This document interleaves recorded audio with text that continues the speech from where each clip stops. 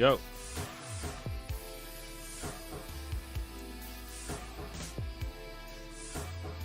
Hello, everyone. Welcome to the stream. Can you hear me? Can everybody hear me?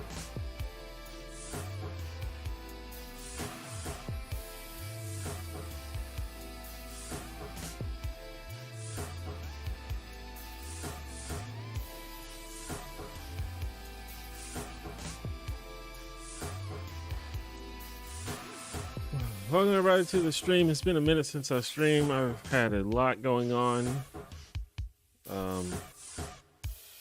Not the least of which was moving to a new apartment.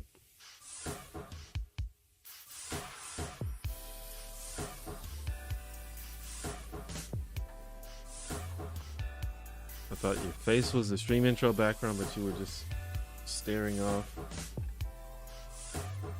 Yeah. Also, part of that is probably, there's kind of probably like frame rate issues. Because I'm kind of using a different setup than before, but I'll work on getting that fixed.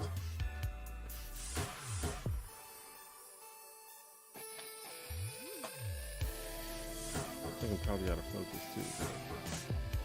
I'm not gonna stress about it. Anyway. So yeah, I've been in the process of moving. I mean, I actually moved officially about a month ago. But, you know, anyone who has moved, especially someone who's moved pretty much by themselves, it takes a while to get everything set up. And I'm still not done getting everything set up.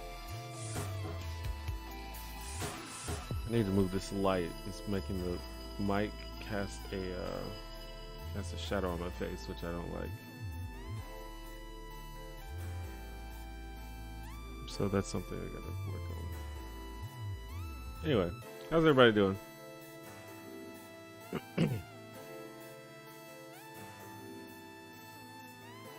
So my project today was getting a semi-working stream set up.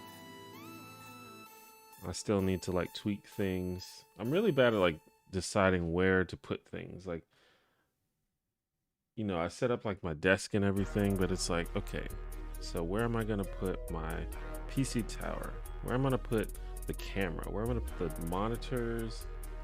You know, I need to like think of all those things at the same time, but I kind of do it one by one, which is probably not the best way to do it.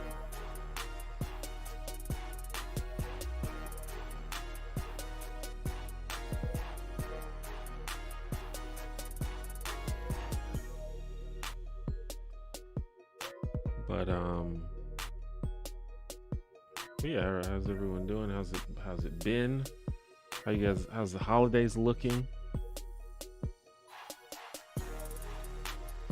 Yeah, the lighting's okay. Lighting is not that hard to do, and I have a lot of lights because I've like collected a lot of different stuff throughout the years.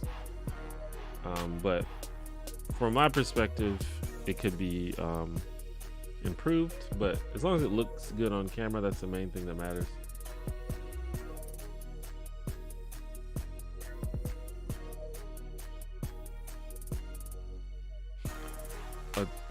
A collab Twitch dating show. Are you just like going to random people's Twitch channels and asking them if they want to be on a dating show?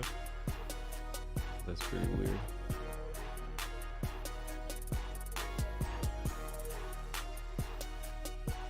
There's actually people watching on Twitch. Usually if there's like, you know, dozens of people watching on YouTube and like 2 people on Twitch. And yeah, for those that don't know, I am streaming on YouTube and Twitch at the same time. So if you prefer to watch your streams on Twitch, you can follow me on Twitch and watch there. Hopefully I get back into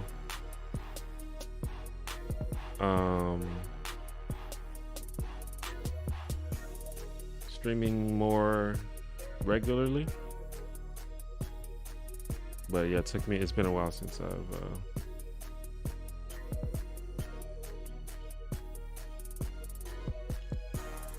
I've streamed. I don't have mods on Twitch. I mean, there are people who are mods, but my Twitch stream has never been popular enough to warrant mods, really. I need to set up the bot, the auto moderator, just to like automatically delete spam and stuff, because the spammers don't care if you've only got 3 viewers, they still will fucking come in your chat. But it's not a big a deal. We'll see how it goes going forward. Thanks to everybody who said congratulations on the new place. I'm very excited because but literally my entire life I have always had a roommate, and this is the first time I'm living alone, and it's only been a month and I already love it. It's so good. The only downside is that it is much more expensive, but fortunately I can afford it, so it's totally worth it.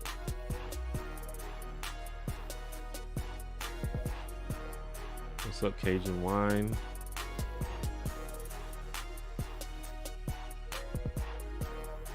What's up, James? What's up, Andrew? Do you have a job outside of YouTube? No, I don't. YouTube and the related things to it are my my only job. I don't know, it's weird to say it's a job, but yeah, basically the answer is no. There's a lot that goes into it. It's not just like making YouTube videos, there's other aspects to it, but yeah, it all revolves around the YouTube content. So yeah, that's my job, and I'm very lucky to have that as my job, and I acknowledge that. And I also acknowledge that I wouldn't have this job if it weren't for you people watching me and supporting me. So that's super dope, and I'll always keep that in mind.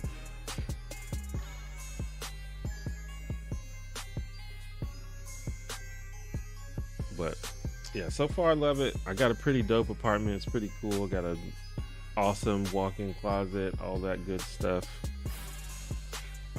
They recently like renovate.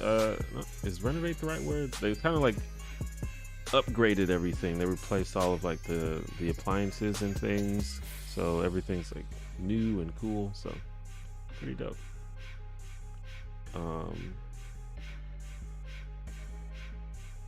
It's not that expensive. It's kind of expensive for where I live. Like I live in Birmingham, Alabama, which is a pretty low cost of living area. But I was pretty picky about the part of town that I wanted to live in, so I paid a little bit more than I could have for an apartment this size. But again, worth it.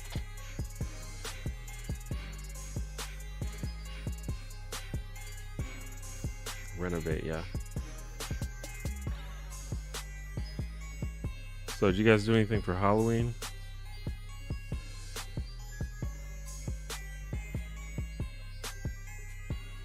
Also, where's everybody at right now? What city and country are you in? I like to ask that during streams to see what the deal is. I imagine it's getting pretty late in the Europe area, so I don't know how many people are. Although we do sometimes have people that like randomly catch my streams like 4 or 5 in the morning.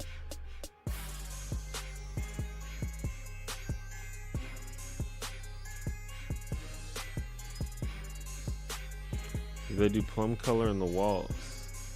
No, the walls are white. That's actually just some lighting I put up, just to make the stream look a little more little cooler. But I guess it was effective if it looks that realistic. I don't think I could deal with it if all the walls were painted purple. That's a bit much for me. I don't know. Maybe that would be cool, but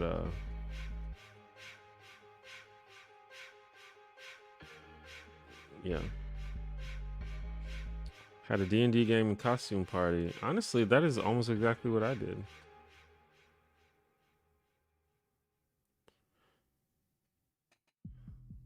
By the way, my internet has been freaking out a little bit lately. Like, not freaking out, but it'll like disconnect for like 5 seconds and then come back on. So if I disconnect, I apologize in advance. And on YouTube, even if you disconnect for like 5 minutes, it makes everything go haywire. So hopefully that doesn't happen. Is the music too loud?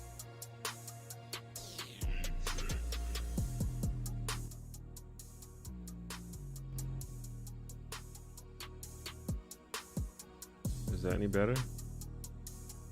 Let me know, let me know.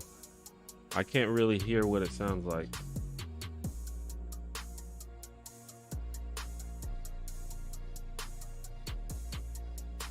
Boston, Detroit, Paris. Oh, it's only 8 p.m. I was thinking it was later. What's up, MC Skull? What's up, Michael? From SC, live in KY. Is that South Carolina? Live in Kentucky. I have never been to Kentucky, I don't think. I've been to South Carolina a few times. Put a full 4-quart bowl out, 4 pieces left.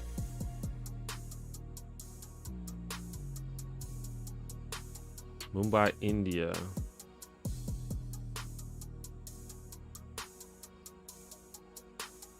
Nice. So yeah, over there it's, I guess, just past midnight. Buffalo, of course. We had snow yesterday. Interesting. It's starting to get cold here, but definitely not that cold. Actually, the weather here is pretty pleasant. It's like nice cool breeze. You can wear a jacket, but it's not like uncomfortably cold.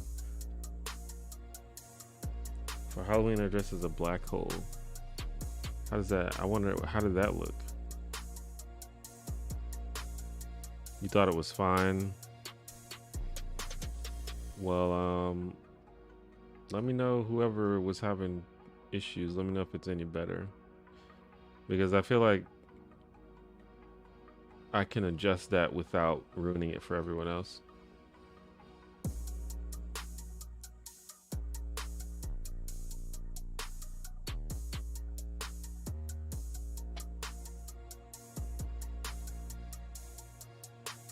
We're not going to talk Chappelle transphobic special. I recommend Jesse Jenner's essay on it. I don't know. I have like nuanced opinions about that. And I feel like most people aren't having nuanced conversations about it. And usually when that happens, it doesn't go well. I actually did watch Jesse Jenner's video as well, and I thought it was pretty good. And it's also sort of interesting to hear things from that point of view, because a lot of times in these issues, the people who have the opinions aren't even like part of the group that's, you know, relevant. So I don't know.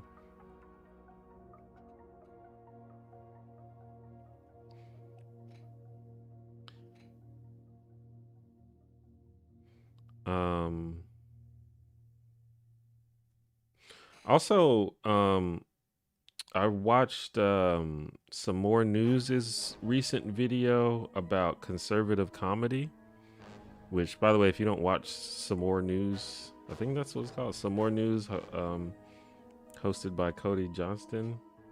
I think it's like one of the best channels on YouTube. But he had a small segment about the Chappelle special, and I thought that was another nuanced take on it, because I feel like it's either, usually what you're hearing is like, oh, it was transphobic and Dave Chappelle should be canceled and he's a hateful bigot, or on the other side it's just like, oh, you're just trying to censor him, you just don't want to hear the truth, you can't take a joke, etc. And I don't agree with like either of those views, or at least I don't think they're complete. I don't think they tell the whole story, and it's tricky to talk about those things because you don't want to be perceived as giving credence to shitty people. But yeah. Got another person from France. What's up, Kyra? Thanks for the congrats.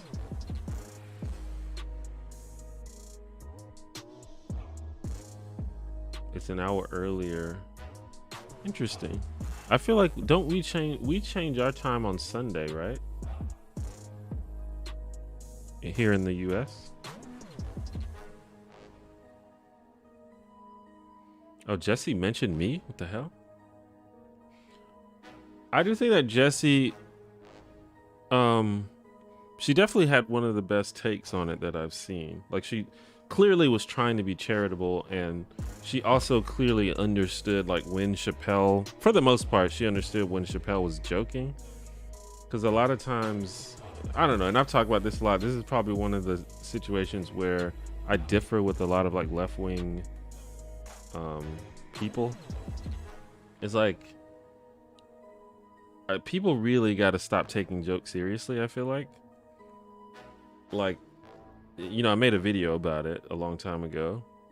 But it's like, if you hear a joke and you take it seriously, that's just not how you're supposed to interact with a joke.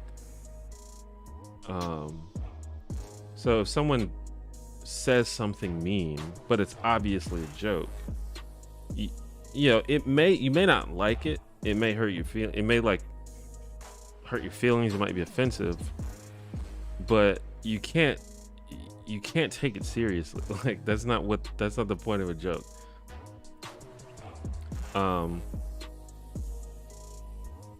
So I respected the fact that Jesse seemed to understand when Chappelle was joking. And it's like, Chappelle is one of those guys who, like, his specials nowadays are half jokes and half just him talking.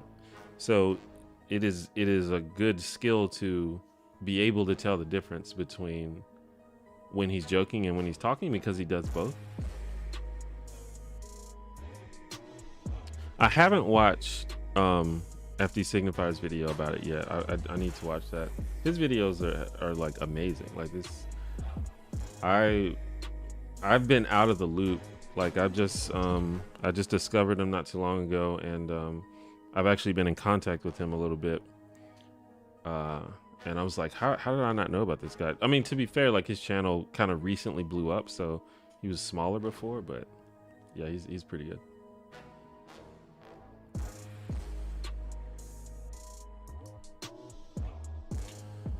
Can I do an episode on the drugs, like legalization and laws made by racists? Maybe. I've talked about that a little bit, I think, but it might be interesting to do a full video on.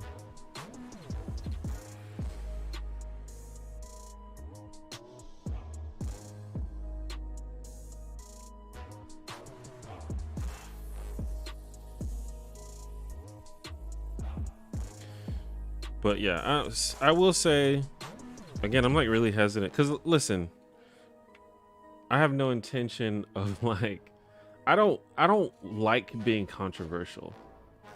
Like, I say I have my views on things, but I have no intention. Like, I think some people, and I think Dave Chappelle is one of those people, I think they enjoy being controversial and provocative, and they enjoy stirring the pot. I don't really enjoy doing that. I'm very happy if people aren't coming after me on the internet. Like, I'd prefer it that way. But at the same time, if I have an opinion that happens to be controversial, I don't imagine I'm just gonna pretend that I don't have that opinion. I mean, I may not talk about certain things, but when it can, you know, when I watched Dave Chappelle's special, and he definitely like makes fun of trans people in it. But the way people were framing it like this, it was some kind of like vicious, all out transphobic assault, hateful bigoted assault on trans people, and it's just not that at all. Like, it truly isn't. Like, that's just, I don't even think, I think it's like beyond opinion. Like, it's not that. It just objectively is not that. So I feel like people were, I think most people who are complaining have never seen it. That's usually the case. But I think that the narrative around it was kind of poisoned from the beginning.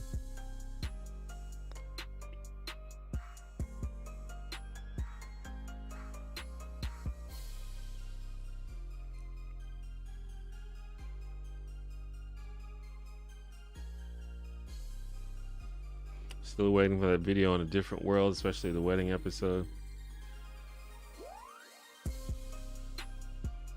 I mean, I should go ahead and make a video about the different world. It will probably get no views, or maybe I could actually like get some black folks to like start watching my videos once I make that video. But it's just a show that does not seem to be very well known in the YouTube audience. So it is kind of like not a great idea, like business wise, to make a video about A Different World. But creatively I would love to do it, and I may just do it anyway. And yeah, yes, that is the spinoff of The Cosby Show. One of my all-time favorite shows for sure.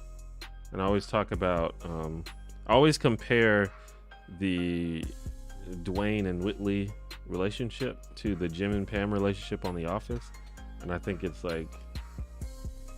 just as captivating a story.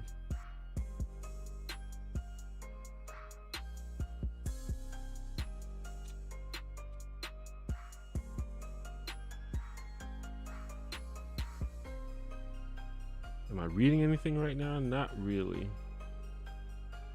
Not in terms of books, no, but I'm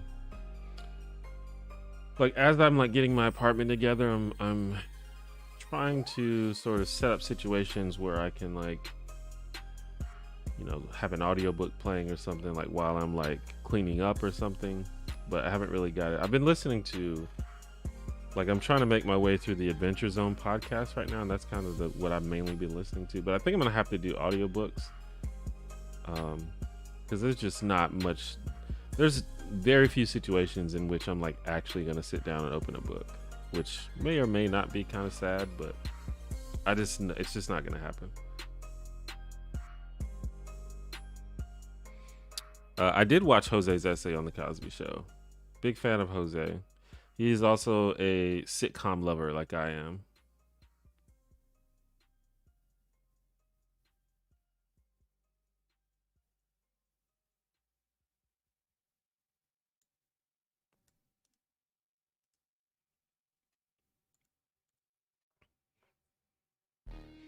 Hearing Dwayne yell, "Baby, please change my life." Absolutely. And, you know, they did like the whole, you know, breaking up someone's wedding, which is it was probably even cliche by that point. But, you know, it was still good TV.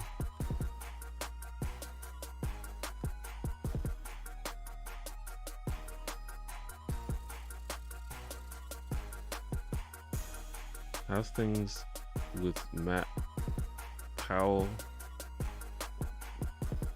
Kent Hovind? I have no idea what you're talking about right now.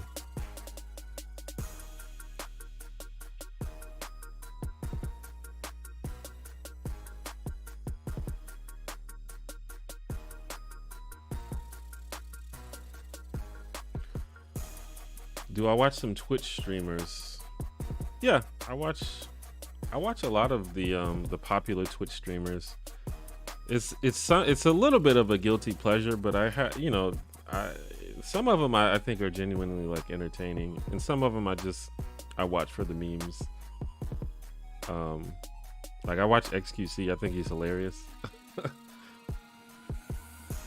But I mean, you know, it's not like, obviously it's not like the most intellectually stimulating thing, but I think the dude's hilarious. I'm a big fan of Ludwig, and that's unironic. I think Ludwig is like a brilliant dude. And even his girlfriend Cutie Cinderella, I think, is also genius. Like, I feel like a lot of these people just really talented people, and it's interesting to watch. Sometimes I watch them from like a studying perspective. It's like, what are they doing?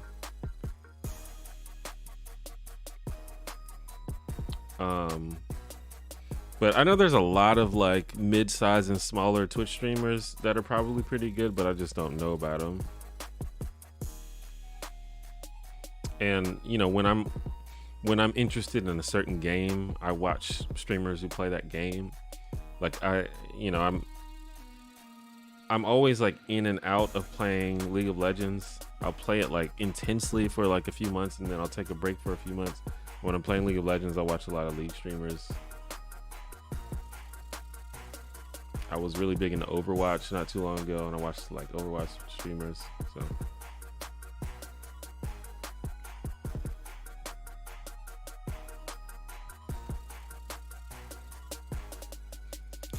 well, Kent Hovind is that he's that like the Christian dude, right? I'm familiar with Kent Hovind. He's like the evangelist guy.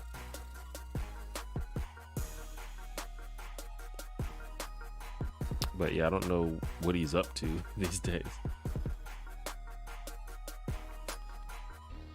I love sitcoms, but it seems I've seen all of them by now. It is highly unlikely you've seen all of them. If you've probably seen most of the good ones. Now you should try the bad ones, because the bad ones are good too. I know that's contradictory. The bad ones, I wouldn't say that they're good, but I think that they can be entertaining in their badness. And there's so many like shitty sitcoms that lasted like 1-2 seasons and got canceled. There's a bunch of like random sitcoms that are like only on streaming. You have to find them on like random streaming sites sometimes.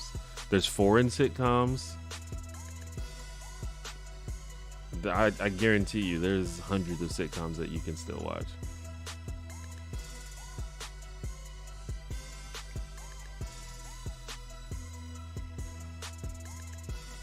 Do I like King of the Hill? Yes, King of the Hill is one of the best shows ever. I always say, like, everyone talks about The Simpsons, and I think The Simpsons in its prime is like maybe the greatest show of all time. But like as a whole, obviously The Simpsons, you know, kind of fell off pretty hard. But as a whole, King of the Hill is pretty good. Some of the later seasons are not as good, but as a whole, the show held up like remarkably well. Night Court and old SCTV were really good back in the day. Night Court was my jam. Yeah, Kids in the Hall was dope. Kent Hovind is back in prison for beating his wife. Well, damn. Yeah, I just Googled him and I just saw that arrested on domestic violence charges. Give me the bad ones. Which one is worth it?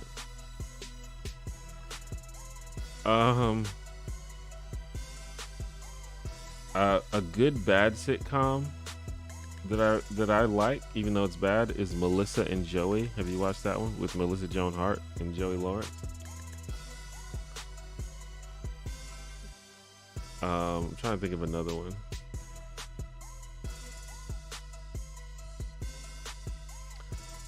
There's this show that, like, I haven't like watched a lot of it, but it's a show that I really think is really bad. Is Two Broke Girls. Sorry, I just slipped my mind. The show Two Broke Girls, I think it's like so bad, but it's still like fascinating to watch because it's a show that just like does not give a fuck. Like it's like overtly sexual. Like I'm like not sure how it got on network TV. It's like really vulgar, and like they make like really brazen like sexual jokes. It's like there's a lot of like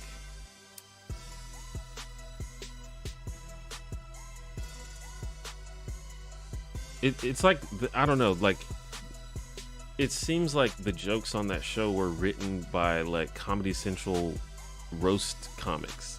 Like they just don't give a fuck on the show. So it's fascinating to watch, even though, but I hate, like, I don't think it's funny at all. I think the acting is really bad for some reason. Like, it's a weird show. So I guess that's another example. Do review that terrible sitcom with Hitler. Oh, I forgot about that.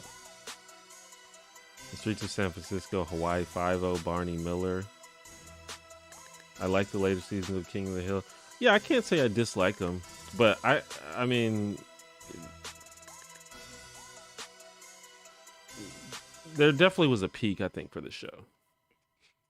And honestly, like I still like The Simpsons. I think The Simpsons is still fine, but there was just a point where that show was just genius every episode. Nowadays it's very hit or miss, and sometimes episodes are just bad. But there are some episodes that are still really good too. Two Broke Girls is really bad, and so is Broad City. I really like Broad City, actually. I unironically like Broad City.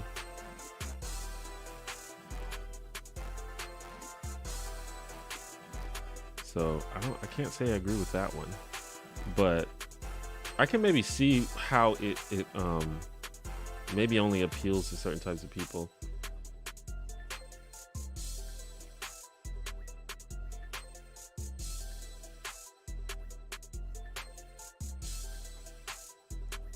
Garrett Morris. I kind of dug Two Broke Girls. Yeah, and that's the thing about these shows is it's very subjective. It's really weird.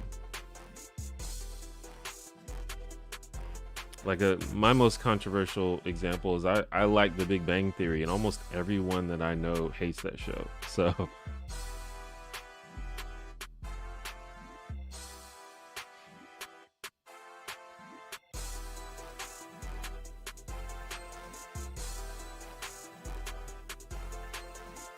there's a bunch of like really lame and bad sitcoms in the 80s. But I mean, a lot of them were popular, but if you watch them now, it's like, man, this is bad. Like, what was the one with fucking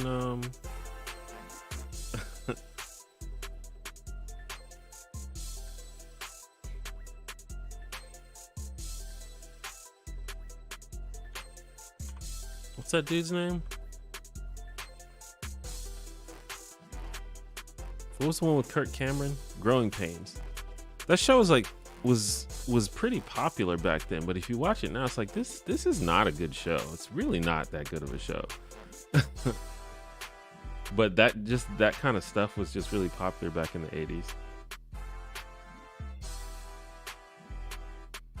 My controversial show is Bob's Burgers. Are you saying that you dislike Bob's Burgers?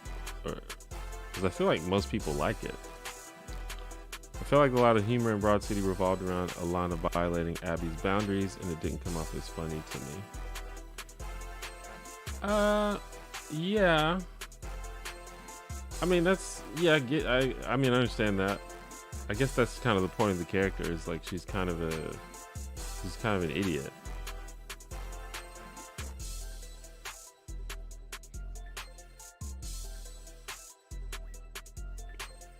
But I definitely have examples of when characters are a certain way and it's intended for them to be a certain way, but I still find it off-putting. So I can get that for sure. One of my favorite sitcoms was That 70s Show, but now that's been ruined by one of the actors getting Me Too.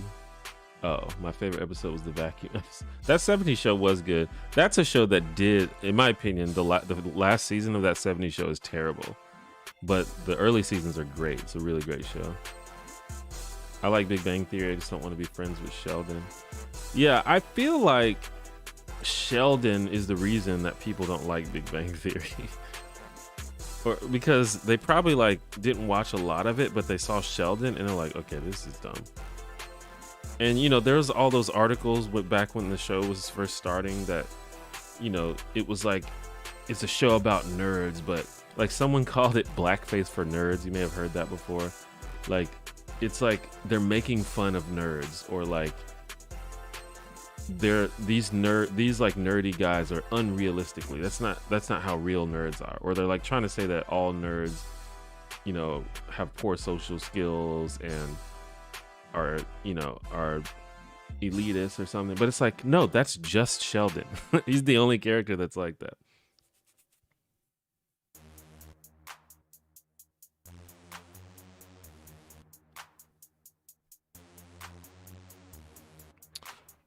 You like it and all your friends hate it. Interesting. I don't know anybody that doesn't like Bob's Burgers. I love Bob's Burgers personally.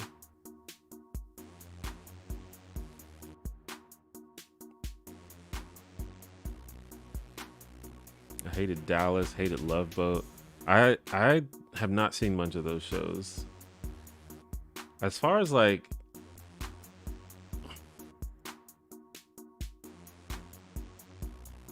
the older shows, like 70s, 80s, 70s.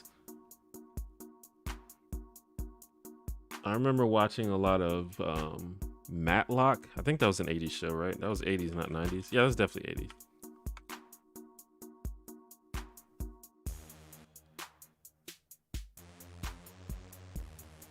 Oh, it was 80s and 90s.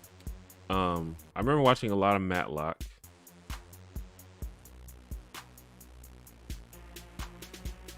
I remember watching a lot of like MacGyver. Was that a sitcom though? I feel like Matlock was a sitcom, but I don't think MacGyver was. Was Matlock? I don't even think Matlock was a sitcom. Never mind. But it was funny. I feel like it was funny.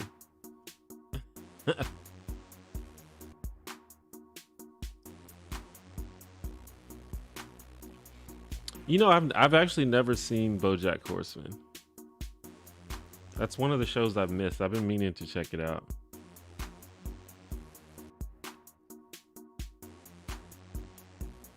I couldn't get into The Office. I prefer Parks and Rec. I mean, I like both shows, but I definitely also prefer Parks and Rec. My top two favorite shows, I would say sitcoms, but I think it's just shows, are The Cosby Show and Parks and Recreation. Those are like my two favorite shows of all time.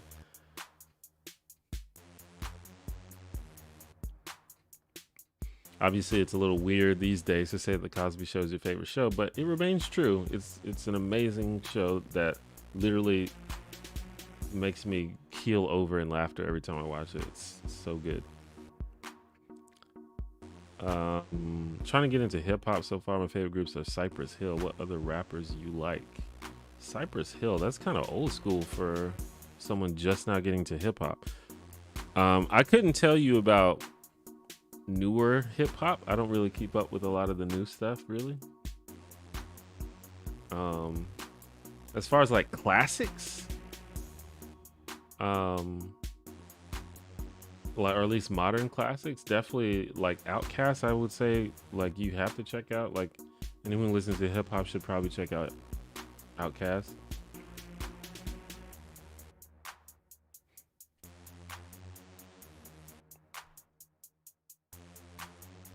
But like, so growing up, I listened to a lot of hip hop growing up, but I preferred like the more lyrical type stuff where they were like telling stories or using like clever wordplay, things like that. So the stuff that I listened to was like Mos Def and Talib Kweli and Common and the Fugees and stuff like that. And then every once in a while, someone would find a way to blend lyricism but also have mainstream appeal, and that's people like Jay-Z, Outkast, Ludacris, Lil Wayne. So that's kind of the stuff that I listen to. As for like what's happening right now, I have no idea. maybe the more recent rappers, or the most recent rappers that I can think of that I like are Joyner Lucas, Schoolboy Q, and again, these probably aren't even that recent, but these are people I like.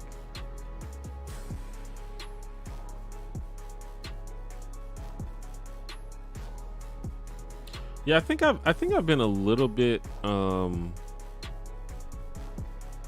hesitant to watch BoJack Horseman because everyone talks about how depressing it is, and that kind of stuff is usually not my jam. But if it's good, I can acknowledge that it's good. But usually I don't want to watch something that's a bummer.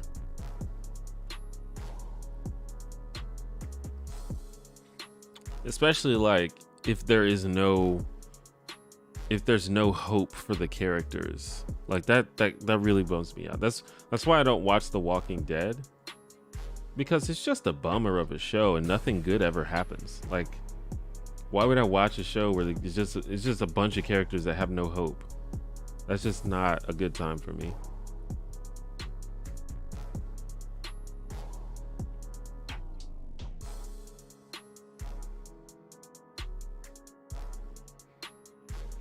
Will we have 2000s nostalgia in the 2030s? I mean, I will. I don't know if anyone else will. I mean, I have 2000s nostalgia now. Like if you look, I have like, well, I haven't updated my like Spotify playlist in a long time, but if you look at my playlist, it is, especially my hip hop playlist, it is all music from the mid 90s to the early 2000s. And there's some other stuff, there's some more recent stuff sprinkled in there, but that's like mostly what it is.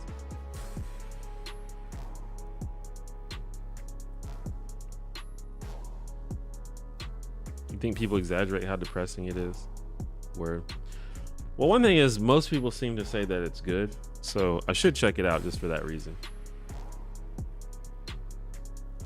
Especially if it's funny. Like if it's depressing but still funny, then I can probably deal with it.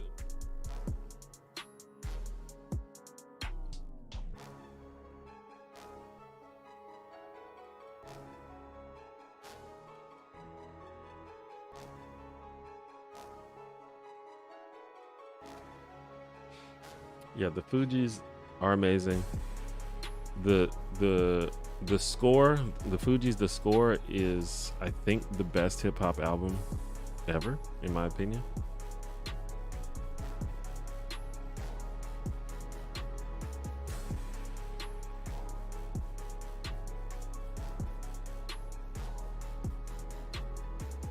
There are other characters in BoJack who bring more hope. Word, I should hope so.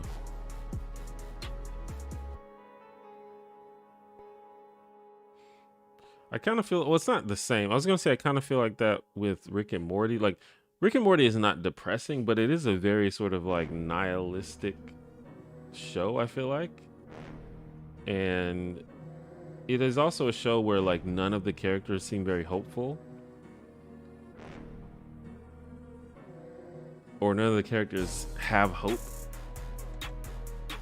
But it's also really funny, so that they kind of make up for it, at least in my opinion.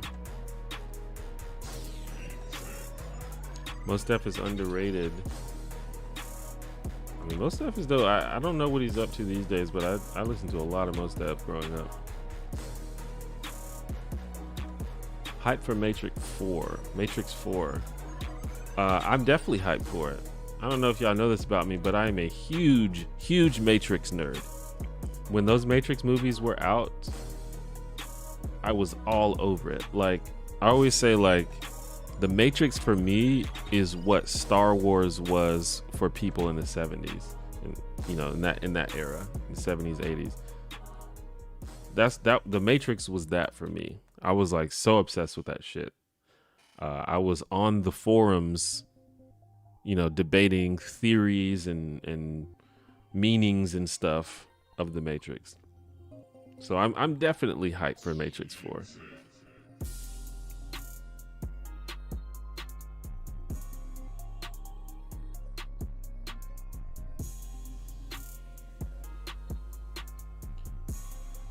BoJack is way smarter than Rick and Morty. They retread Rick Sanchez character arc over and over again while BoJack grows. Yeah, that I could probably see that. But I kind of think that's I may be like giving them too much credit, but I think that they're doing that on purpose on Rick and Morty. But from the way that people talk about BoJack, it seems like it's more of a more of an artistic show that has a point,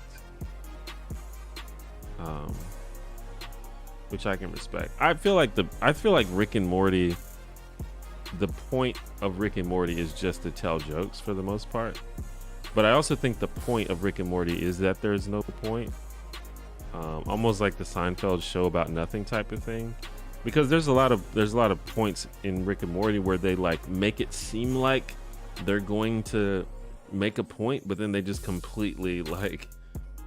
They completely throw it away on purpose just to troll the audience.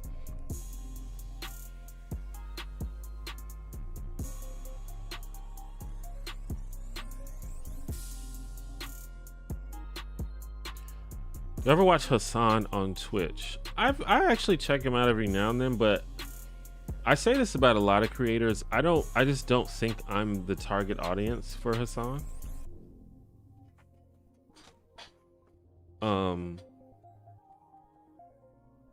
Like, I don't need to buy what he's selling, really.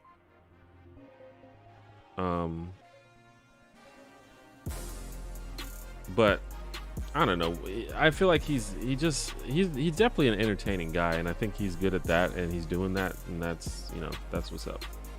I don't really find him like politically stimulating, really, at least not on his Twitch stream. I know he has the capability of being that because I've seen him on other platforms, but that does not seem to be the purpose of his Twitch stream. Like, obviously he talks about politics a lot, but it's very clear that his main goal is entertaining people and not like educating people, which is fine, totally fine.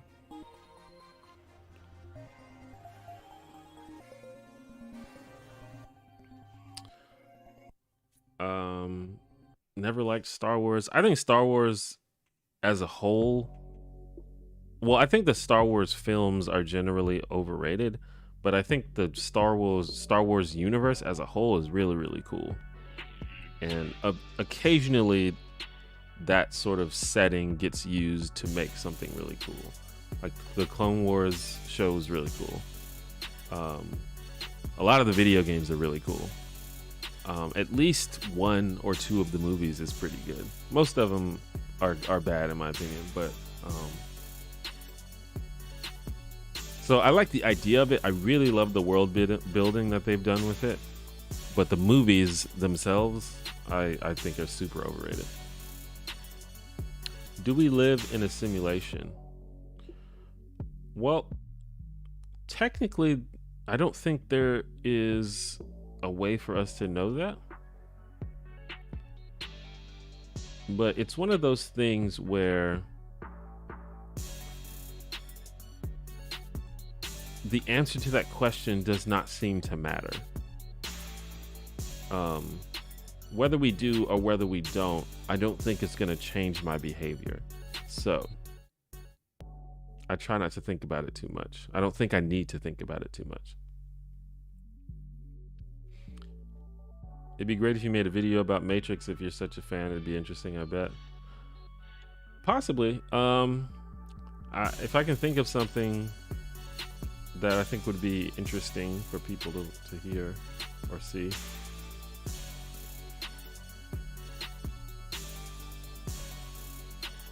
Did you read the books The Matrix was based on?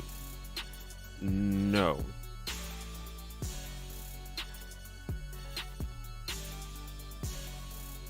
I've read a lot of the books that were based on The Matrix, though.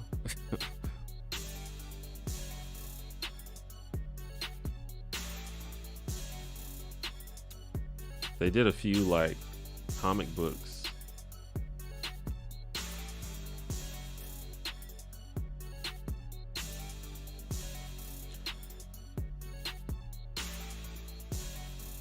I couldn't get into Seinfeld rich white people problems.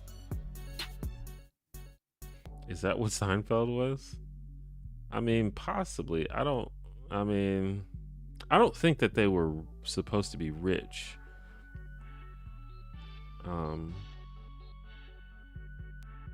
But I think eventually they all are pretty well off. But it is definitely hard to relate to those characters, I feel like. At least for me. It seems like one of the things that made Seinfeld initially popular is that people related to them. So, you know, maybe it is that sort of like only appeals to certain people type of stuff. But I really like Seinfeld. I think it's really funny. But I think it's funny just from a like writing standpoint. From like a story standpoint, like the storylines are pretty ridiculous. But just from a writing something that's funny, I think it's like one of the best examples of that in the history of sitcoms, I feel like. Could you detect a fourth dimension? Well, isn't the consensus that the fourth dimension is time? And we can, I don't know if we can like specifically detect time, but we are aware that we are moving through time, I feel like, right?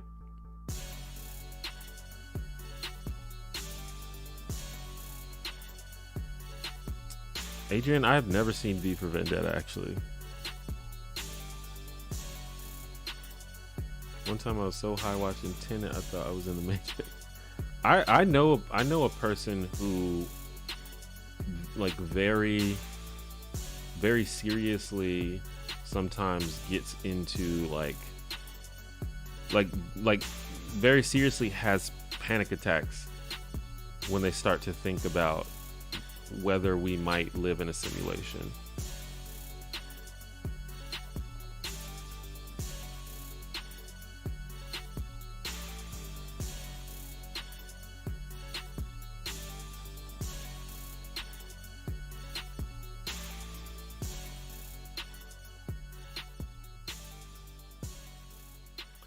I think Seinfeld taught me about white humor or American humor.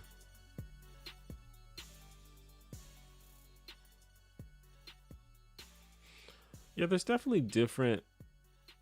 I mean, that's one of the reasons why I like sitcoms, because they can really like reflect a certain culture or a certain era.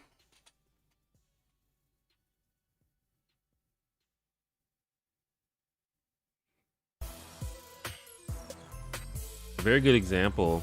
Seinfeld kind of started this sort of like here's a sitcom about a bunch of friends doing a bunch of weird shit.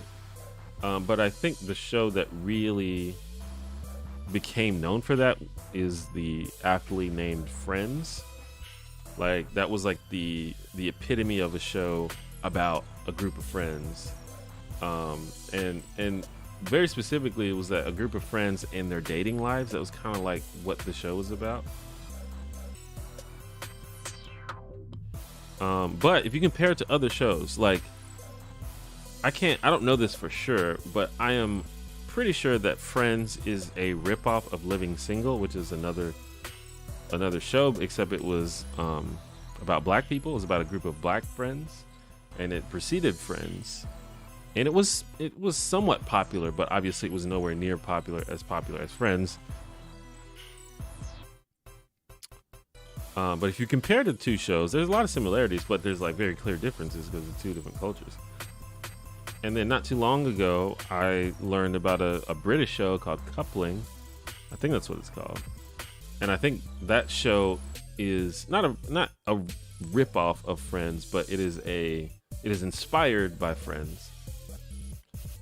And again, it's like very similar to the other two shows, but because it's a British show, it has a lot of like weird British quirks. So it's interesting seeing like these three shows that are like very similar and have essentially the same premise, but they still are like very different from each other.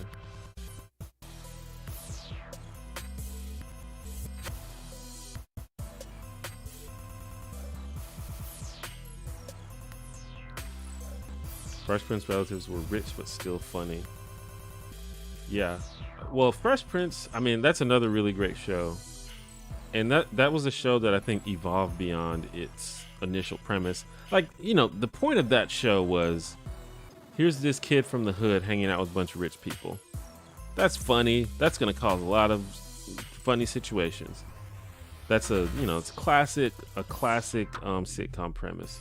But that show evolved into like so much more than that. Like, it wasn't, it's supposed to be sort of like, he's gonna, Will Smith is gonna teach them how to be street smart, but they're gonna teach them how to be more, refined and civilized. But they got into so much stuff on that show. It was really cool. Like, one of the big things that they tackle on several episodes is how even though they're rich, they're still black. And because of that, they still, even though they're so privileged economically, they still have to deal with things like racism. And I just feel like that's something that no other show touched on before that. Like even the Cosby Show, which is about like a pretty wealthy family, they almost never touched on like race, like straight up racism.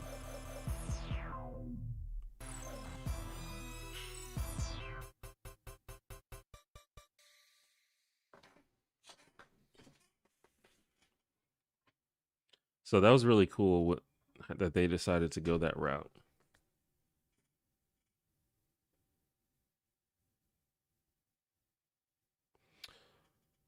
Do I follow some high impact influencers, meaning tough topics like David Hogg, Katie Montgomery, Turf Wars, or Colin Show? Well, I don't know much about any of the people that you mentioned. And I'm not super sure what you mean by high impact influencers. Like, tough topics is a little bit vague.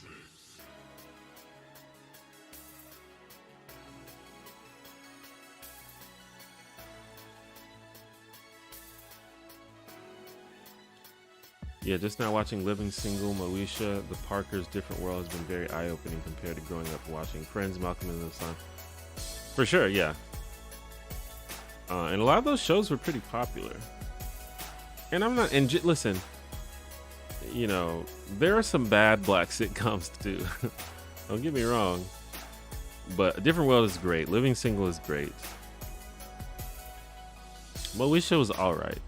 I feel like Moesha, like the title character played by Brandy, was just a really unlikable character. And it just made it hard for me to watch that show.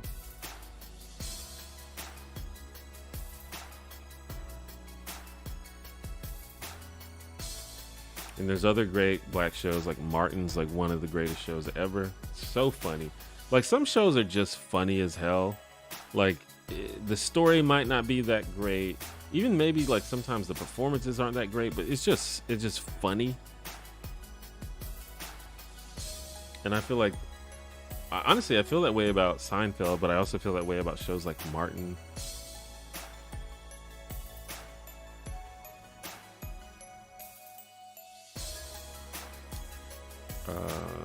Have I listened to DJ Jazzy Jeff's solo stuff? I have not, actually. Check out The Magnificent, especially the track Practice. That's like my montage music. Interesting. I'll try to remember to check that out.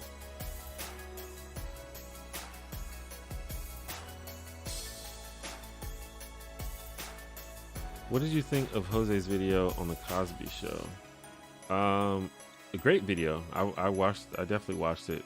Amazing video.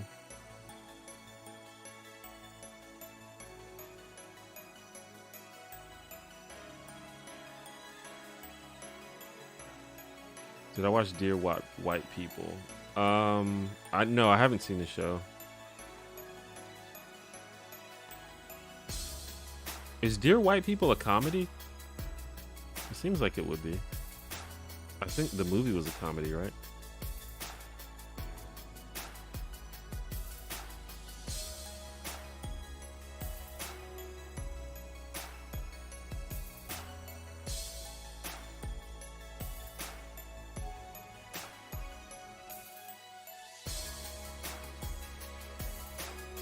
That's another thing I'm going to try to do now that I got my own place, is like catch up on a lot of stuff that I've missed out on watching. because I don't know, it's kind of hard. It's kind of hard to get into your headspace where you can just chill and watch something when there's just like people running around all the time. Maybe it's just me. But yeah, I'm gonna try to catch up on things.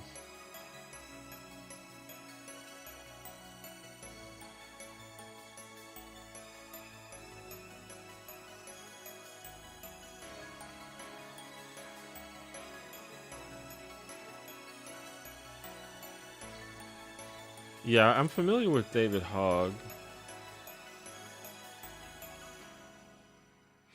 But I mean, yeah, I mean, those are tough topics. But I mean, like, I mean, like most political topics are tough topics, and there's tons of political people out there.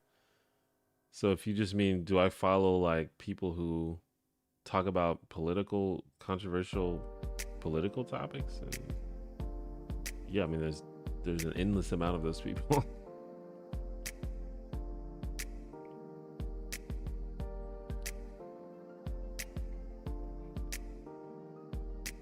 We all had a Brahman neighbor. The Kyle Rittenhouse trial is going on now. Yeah, that makes sense. Did Blade rip off the Matrix? No, I wouldn't say that. I just think that, well, first of all, Blade originated from the comics. When was Blade invented?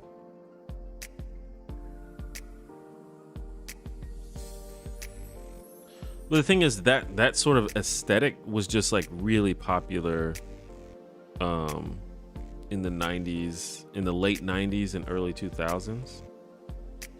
That sort of like sunglasses, trench coat, super like fucking industrial techno, that sort of stuff. That was just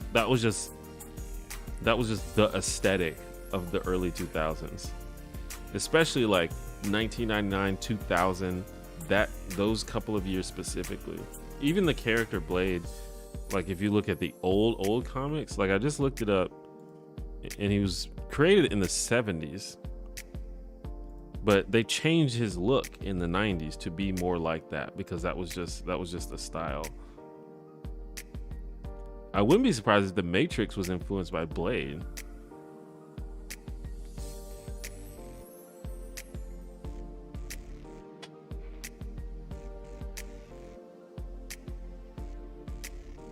Did Matrix rip off Blade? Okay, so yeah, I think that's more likely.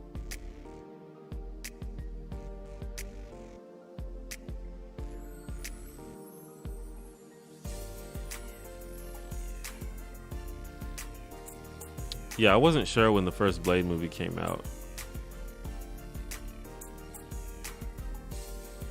Just a couple years before The Matrix, yeah. I don't. It's possible that they were influenced by Blade, but it's also possible that aesthetic was just everybody was doing that in the late 90s and early 2000s. But yeah, the Blade movies are dope. Hopefully, I guess they're making a Blade series for the MCU, and hopefully that's gonna be good as well. It should be. It's everything the MCU is doing right now is just dope to me. So it's hard to imagine it being bad.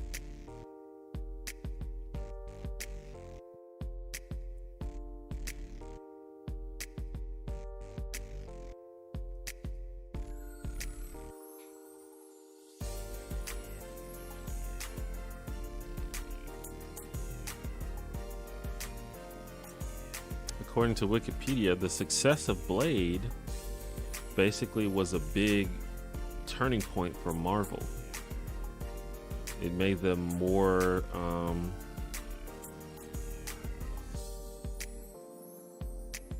interested in making more superhero movies,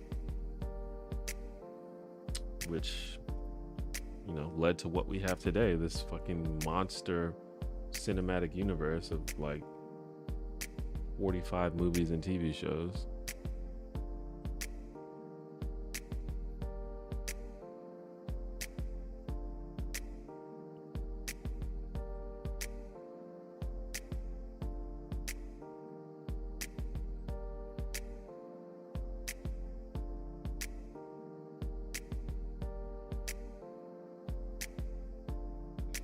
I need to go back and watch the Blade movies again. I forgot about those movies.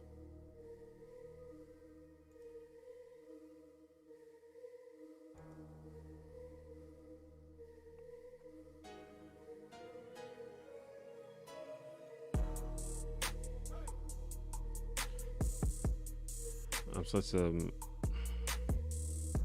a Matrix and Blade fan that I do like black trench coats, but I live at Florida, so too warm to wear. Yeah. Well, I mean, trench coats, I don't know if I would actually wear a trench coat these days. I may have like in the early 2000s, but I don't think it's my style these days. But they definitely made trench coats look cool.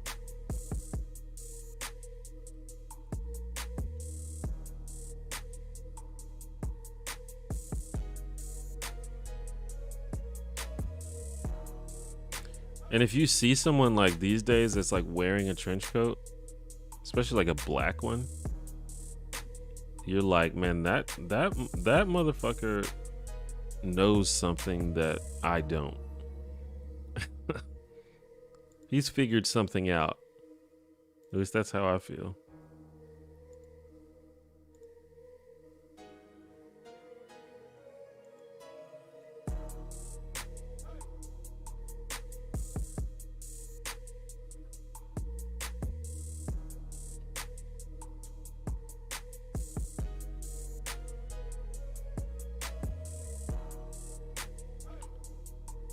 So anyway, I'm gonna try to get back into the groove of streaming.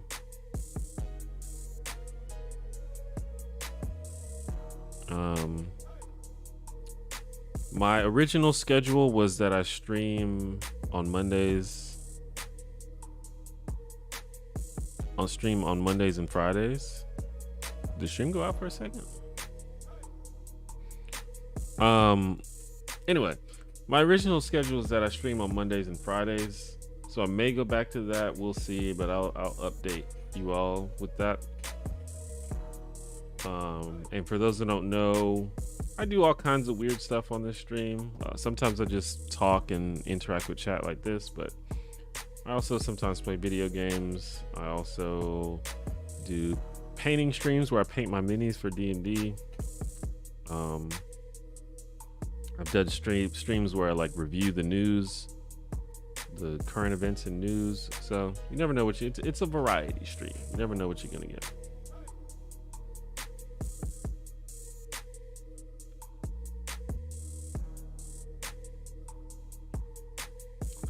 Yeah, I think a lot of people get bad vibes when white people wear trench coats.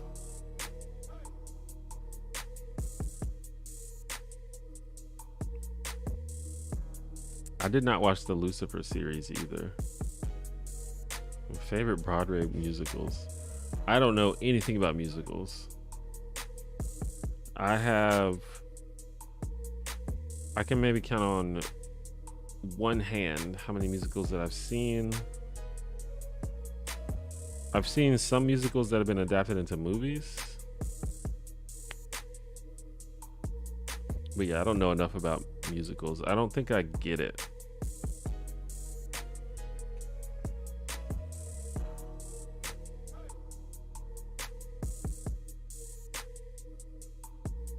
I've listened to the Hamilton soundtrack. I haven't watched it though. And I've seen Avenue Q, and I've seen, what else have I been seeing?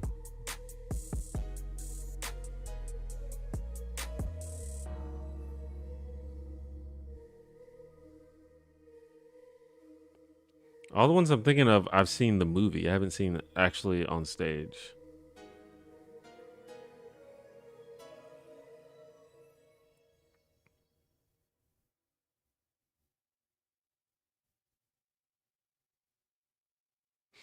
I mean, it's probably been long enough where it's okay to wear trench coats. Just be normal. Garfield movies need to stop.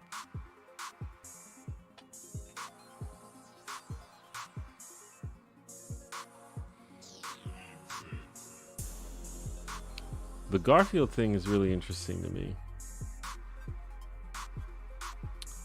because Garfield, I think, is the most popular character from a comic strip, like, of all time. But when you think about other really popular comic strips, none of them, like, whoever owns that shit, they are much less interested in like franchising and merchandising than like Garfield is. Like, there's no Calvin and Hobbes movie. You know, there's Peanuts movies, but there's very little Peanuts like merchandise. And there's like no Calvin and Hobbes merchandise that's like official. But Garfield is all over the place. There's a bunch of movies. I had like a Garfield blanket when I was a kid.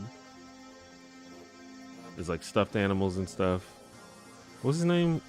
Who is it? Jim Davis who made Garfield? Yeah. Like, this man is getting his money.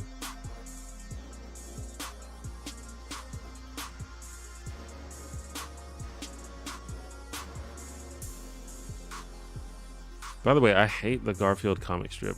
I think it's terrible. I just think it's like not funny at all.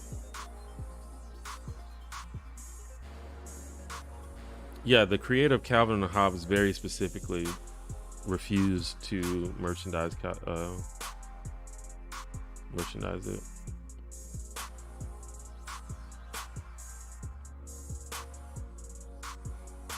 You know, I want to watch In the Heights, but the internet kind of ruined it for me. How did they ruin it?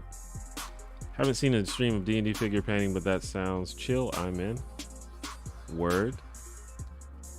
Yeah, I pretty much just paint minis that I need for my game, and it's like a lot of times it's like, might as well stream it. It's content, and some people seem to enjoy it.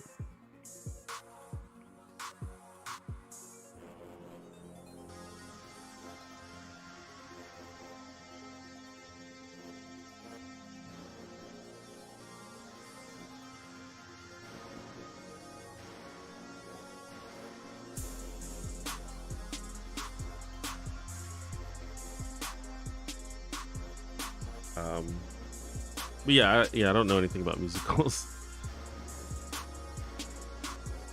I'm sure it's musicals, I think, are similar to sitcoms in certain ways, because I know a lot of people that hate sitcoms. They just don't like the format, and I kind of get that, because it's a very unrealistic format. It's like, it's this universe where jokes are just shoehorned into every single conversation that anyone has, and that I can see how that people might find that off-putting. So, and it's a little bit similar to musicals, because it's another very unrealistic format where songs are shoehorned into every single conversation that anyone has, which I can see why people might not like that.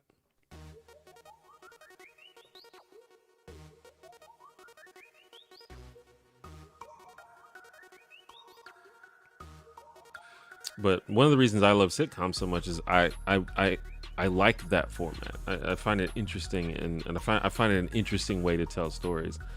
And I respect that about musicals, but I just don't have a lot of experience with it. And probably if I watched more, I would come to respect it as well.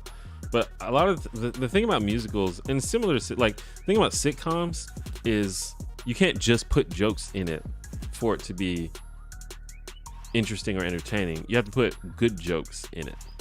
And it's the same thing with musicals. You can't just put songs in it. They have to be good songs. And I feel like a lot of the songs that I've heard from musicals, I don't like that much. And a lot of them sound very similar, which is not necessarily a bad thing, but like, when I do hear a song from a musical that I really like, I'm like kind of surprised. Now there's certain things, like, for example, like Disney movies, which are usually musicals, very often have like a lot of good songs in them. I don't know how they pull that off compared to like other productions, Maybe it's me, maybe I'm just biased, but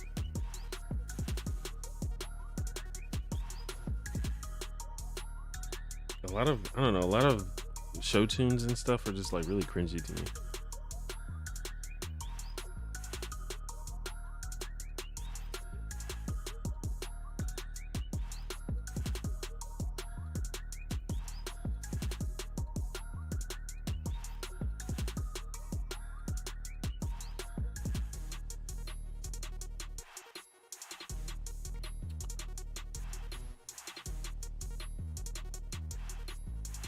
Casa de Papel. I have never seen that. People had a lot to say about the cast being not black enough for the area and true representation. Oh, okay. I guess you're talking about In the Heights. Grease is the only musical I like. Well, I have seen the Grease movie. Character says something not remotely funny, laughter ensues. Yeah. Well, a lot of sitcoms, obviously, it's obviously less popular than it used to be back in the day, but a lot of sitcoms use laugh tracks or canned laughter. I mean, I think that, well, I mean, a lot of sitcoms are filmed in front of an audience, so they just pipe in the laughter that the audience does, but there are definitely times where they have to be using a track. Like they have to be using they have to be piping in the laughter that wasn't actually there, because it's like, there's no way that anyone laughed at that. But you know, they do it for a reason. They do it because laughter is contagious and they know that. And it literally directs to you when you should laugh. And I think if it made people less likely to watch their shows, then they wouldn't do it. So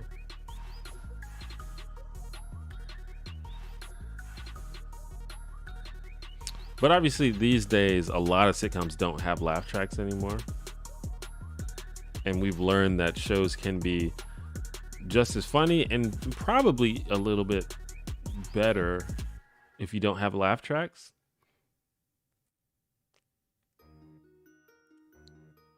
But some of my favorite shows, in fact, my favorite show has a laugh track. So on the sitcom topic, I like Brooklyn Nine-Nine, even though it seems to be a parallel universe. There's a final season coming. I really hope they will handle it well. Isn't the final season already out? But Brooklyn Nine-Nine is a great show, for sure. And yeah, it's a parallel universe where the cops are cool. I like sitcoms because they feel very dystopian to me. Like, imagine living in a world where you have to laugh every time someone performs a mundane task.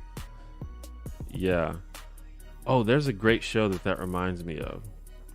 Have you heard of the show? I think it's called Kevin Can Go Fuck Himself. That's the real title. Kevin Can Fuck Himself. That show highlights that idea that you just said about living in a dystopia. But yeah, so the premise of the show is that there's this lady who's like this, she's like a housewife, and she's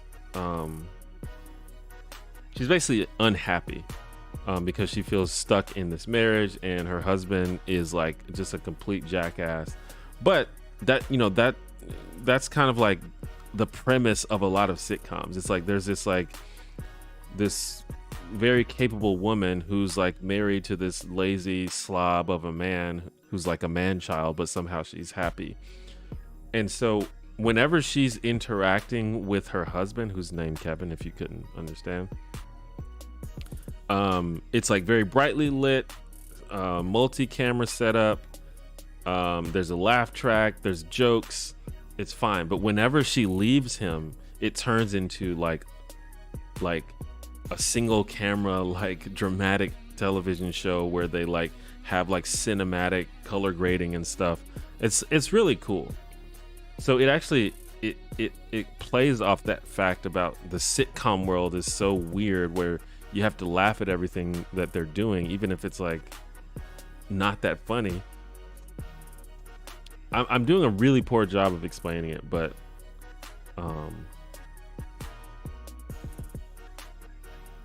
just check out, it's called Kevin Can Fuck Himself. I think it's on like AMC. I believe well, they put one episode on YouTube. It may still be up. I'll check.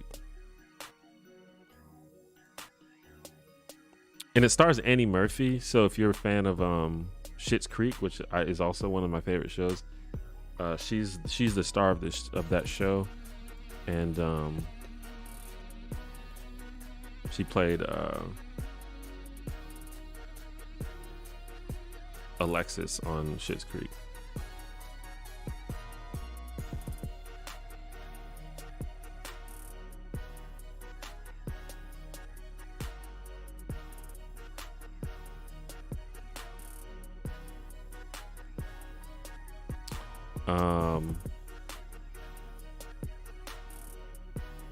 They may have taken the episode down, but anyway, there's scenes. Check it out.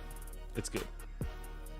But yeah, your comment reminded me of that, because it literally splits between being a literal like multi-camera sitcom and being a like sort of like dark drama.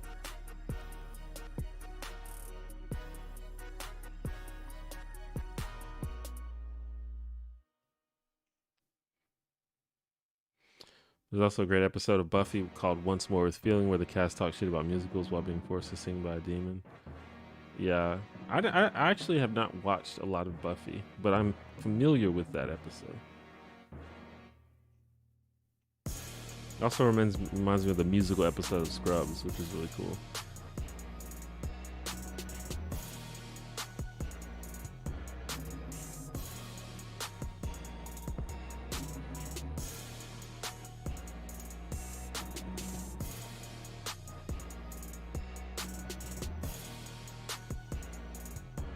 I'm gonna see if I can find an example.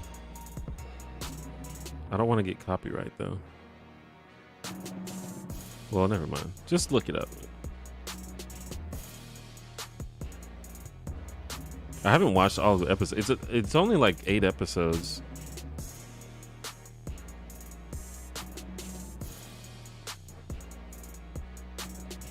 And it's not like a parody of a sitcom. It is a sitcom.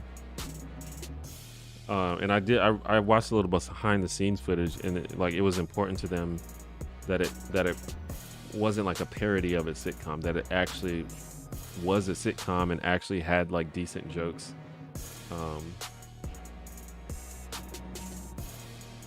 Anyway, you guys can check it out for sure.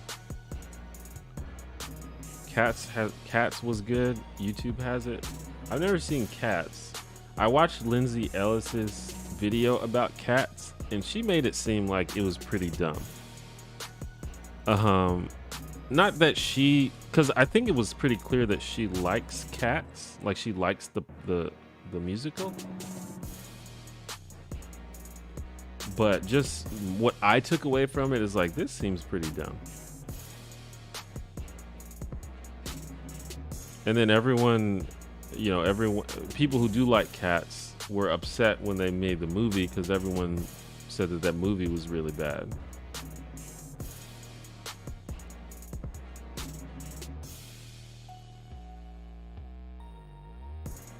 There's also a musical episode of Schitt's Creek, by the way, now that I think about it.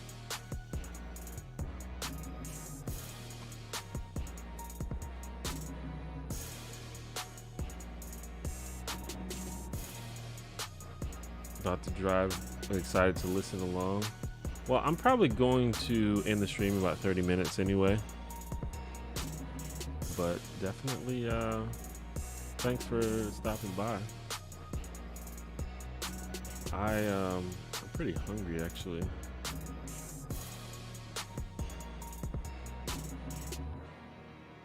I ate maybe like 4 or 5 hours ago. Just had like a really small breakfast, and I'm hungry again.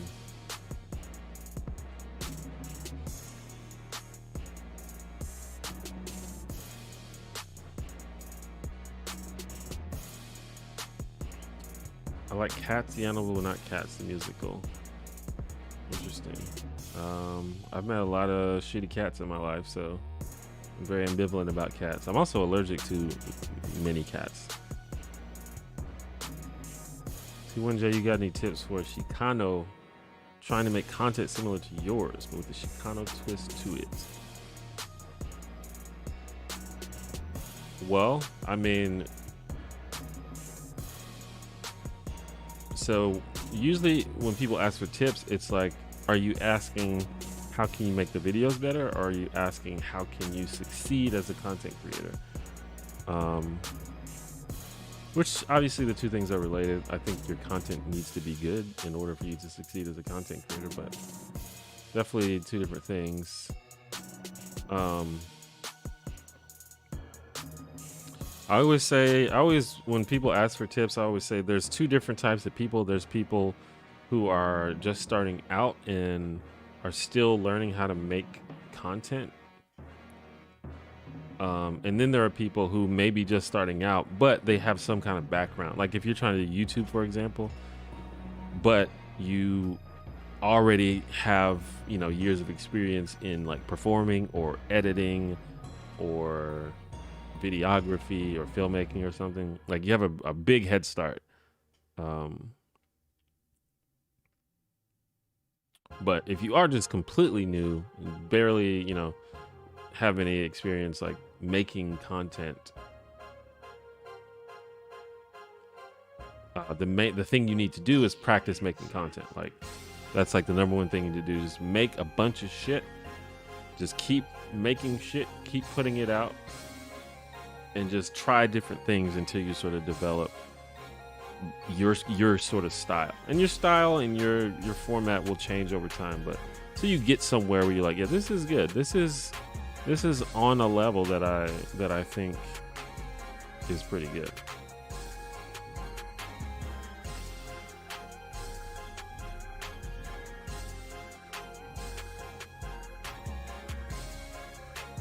Have I considered being a vegan? I'm horribly addicted to cheese. Have I considered? I guess I've considered it. I don't really have to consider it for very long because I don't think that's something that I'm going to do. I'm trying to eat less meat though, mainly for like health reasons, but I don't think I'm going to give up animal products. I also really like cheese a lot. If you looked in my fridge right now, there's a lot of cheese in there.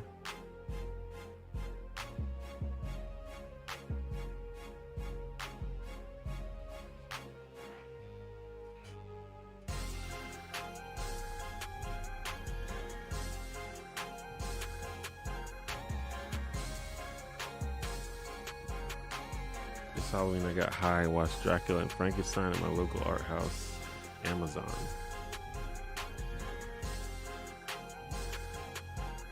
Wait, is the art house called... Oh, you watched it on Amazon? Is that what you're saying? And that's what you're calling your local art house? I was a little confused.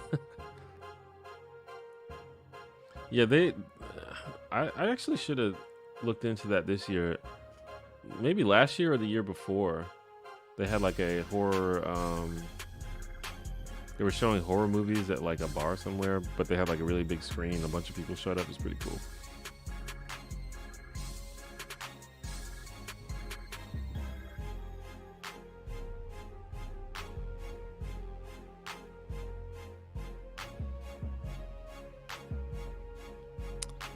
Just another typo? Oh, okay.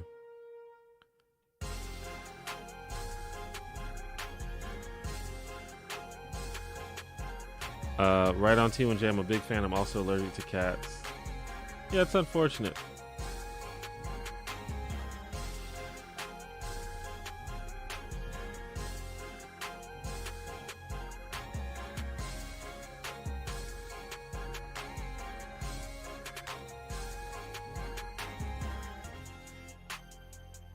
This Halloween, I didn't really do anything. I don't know.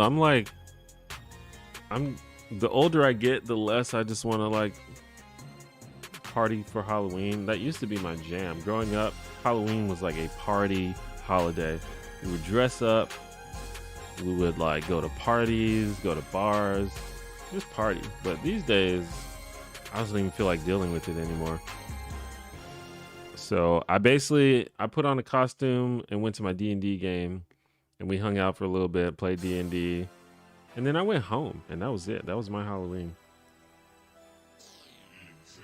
I mean, I think if I found like a chill party, I probably would have went to it, but I just wasn't aware of anything going on that I was like interested in or invited to.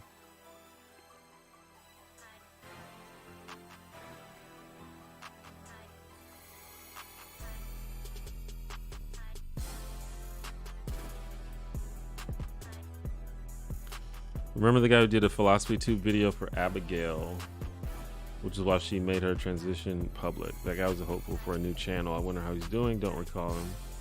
Oh yeah, I think I remember that. Yeah, I didn't know whether he had a channel or what.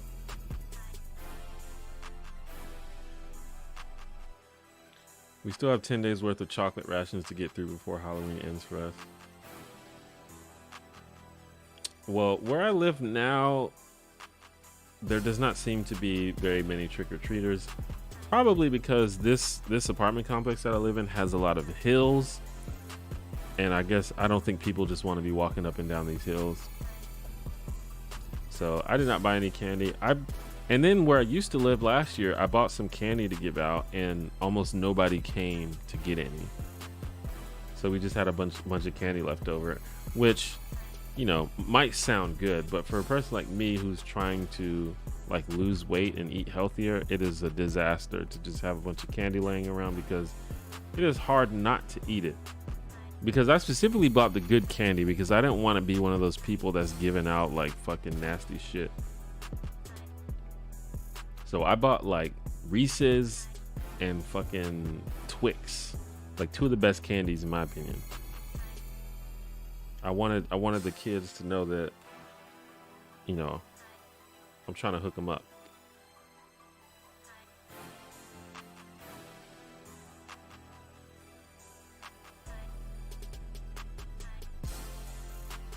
Netflix can make it up to the trans community by funding ContraPoints essays for streaming. That would be hype.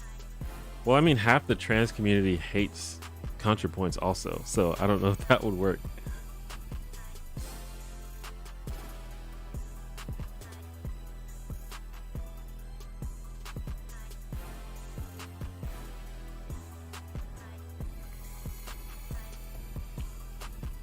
Same here. I bought candy just in case and no one came, so now I have to eat them. Yeah, I ate some of them, but I ended up just giving most of them to my brother, and he is less concerned with, at least in this moment in his life, he's less concerned with watching his calorie intake as I am, which honestly I haven't been doing very well at since I moved, because it's like, you know, first of all, like I have to like make sure I go to the grocery store, but like for the first couple weeks I didn't make it out to the grocery store, so I was eating out a lot, eating fast food a lot. I finally did go to the grocery store, so now I can get back on track, but past couple weeks I haven't been doing very well.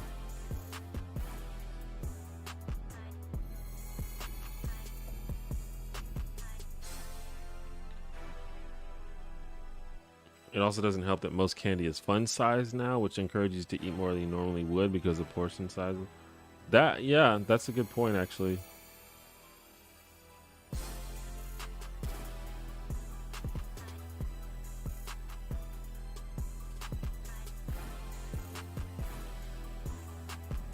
Yeah, no, more like cat black.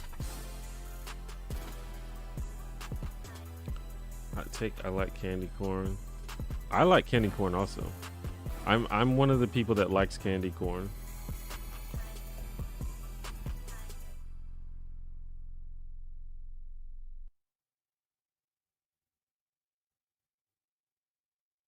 How old is my brother? He's like 30.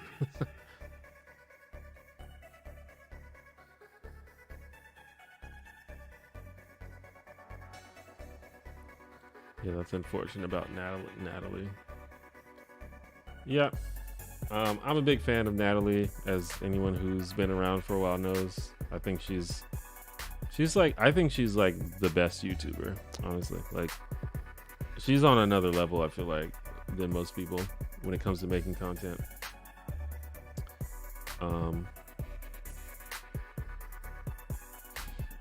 But obviously she's controversial, and she's had a lot of issues and a lot of criticisms, which is a little bit out of my lane, I guess. But I feel like she's, you know, probably a good person, and it's possible that she made some mistakes or said some things that she shouldn't have said, but I don't really feel like I can specifically speak on it. But I do think a lot of the hate goes a little too far. I mean, in general, I feel like there's no reason to be hateful to people. Like, that's just not a thing that you should do. Like, don't be an asshole. So whenever I see that towards people, especially people that I respect and admire and like, it's really off-putting. So I'm generally on Natalie's side.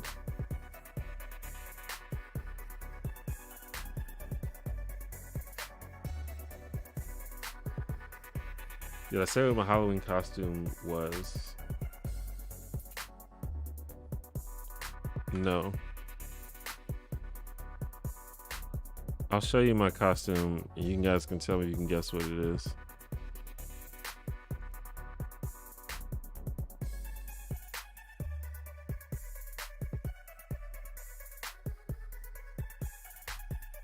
Wait, how can I do this? Wait.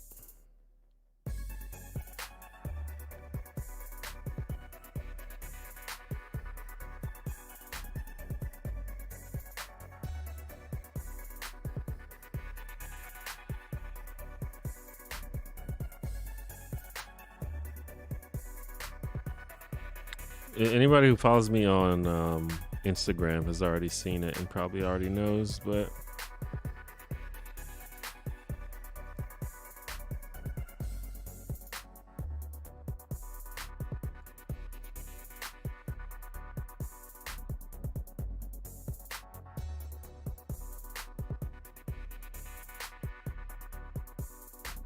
how do I do this? I forgot how to fucking stream.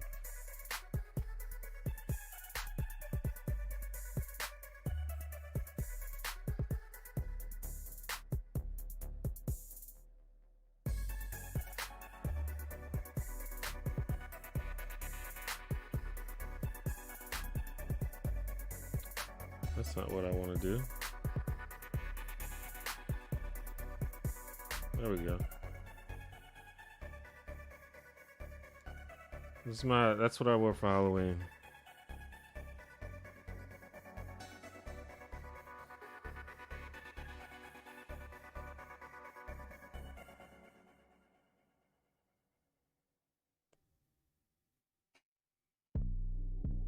What's up? Curiosity Lexence. I'd watch a buddy comedy with Dave Chappelle and ContraPoints. They learn friendship and tolerance at the end of the movie. I think there's a lot of misplaced energy online when activists get radicalized.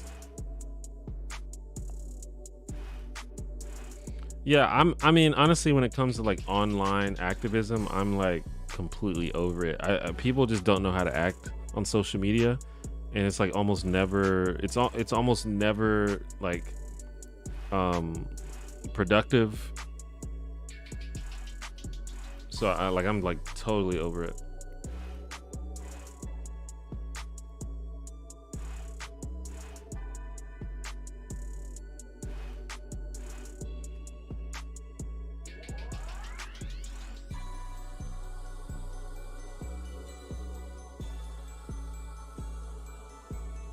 Definitely not Blade. I don't think Blade wore that.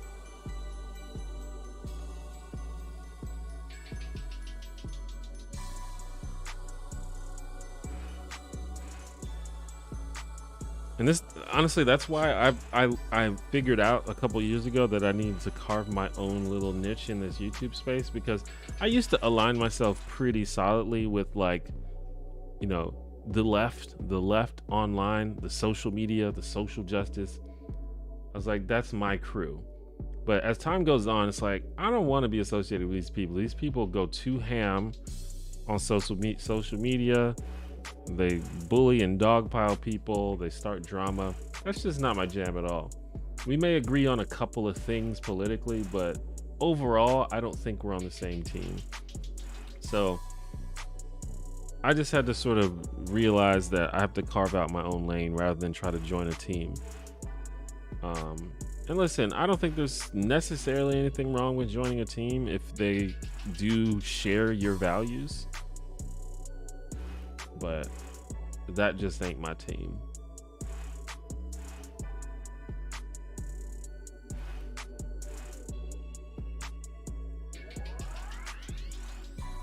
Wait, does no one recognize the outfit? Maybe it's not that good, or maybe you just don't get it.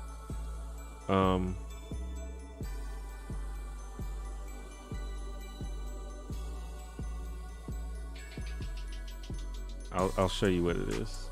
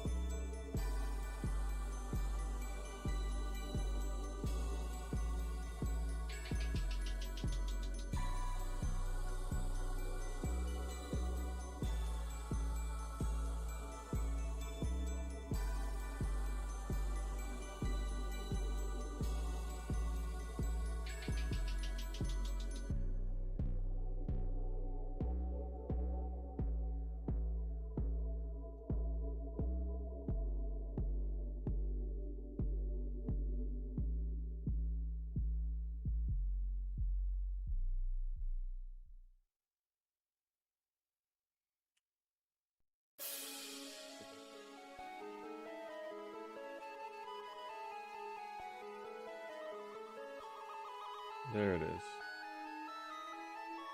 It's Loki.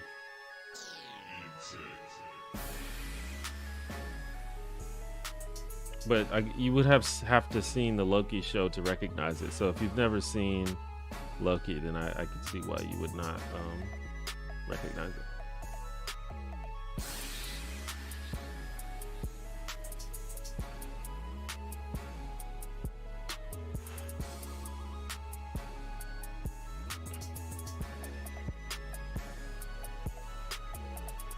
I'm trying to find the pose. He has like the pose where he has his hands in his pocket.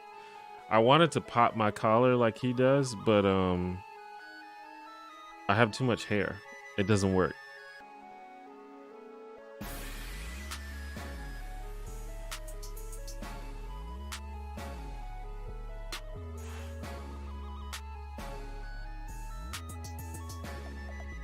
But yeah.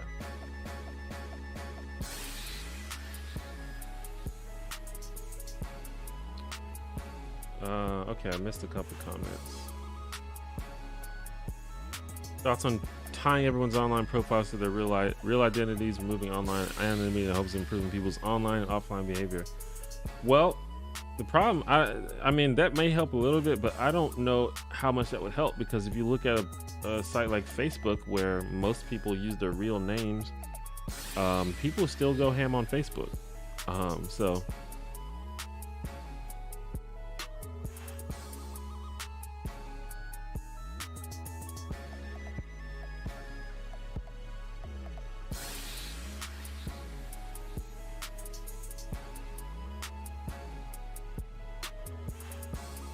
am I open to maybe collaborating with fans on videos?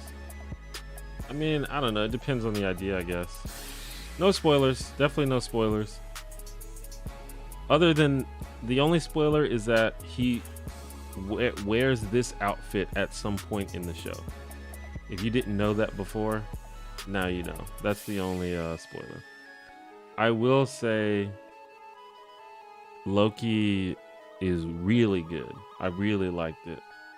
I may be a little bit biased because I am a bit of a Marvel fanboy, so I'll give you that disclaimer. But I think that Loki is one of the best pieces of media that Marvel Studios has produced personally.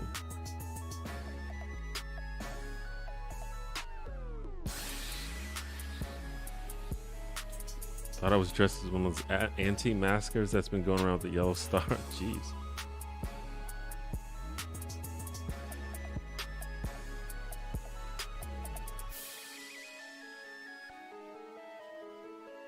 Yeah, Loki is on Disney Plus.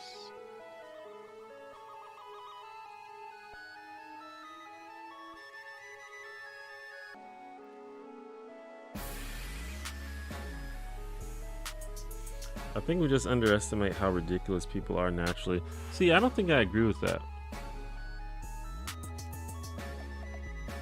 Because maybe it's just me, maybe I'm lucky. But in my day-to-day life, I interact with a lot of people. The people in my real life do not act as wild as the people on social media. I don't think that's how people are. There's something about social media. Like maybe people have that within them, but generally people restrain themselves when they interact with people face to face and in the real world. But there's something about social media that emboldens people to just go super ham.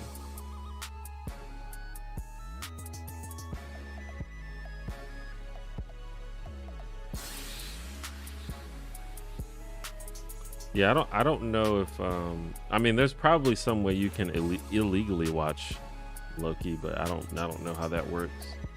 But beyond that, I don't think it's available anywhere except Disney Plus at the moment. They might put it on like Blu-ray or something, but I don't think they've done that.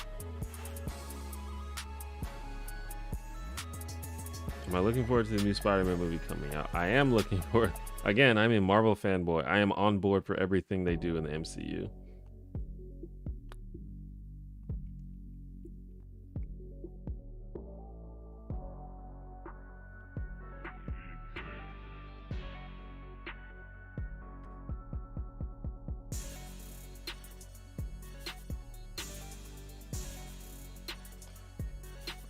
I've been in a lot offline activism and people were just like on Twitter. It was uncomfortable. Well, maybe it is. Maybe it's spilling out into the real world. That's unfortunate. That's all I meant, that people have that within themselves. Well, yeah, I mean, I think part of being a human is learning to control yourself. I think that's just, I mean, it's normal. Like everyone has tendencies and we all get like fucked up thoughts, I feel like, but that's part of learning how to be a good person, is learning that sometimes you need to shut the fuck up, or sometimes you need to just calm down and walk away. But social media, those tendencies are kind of like turned off.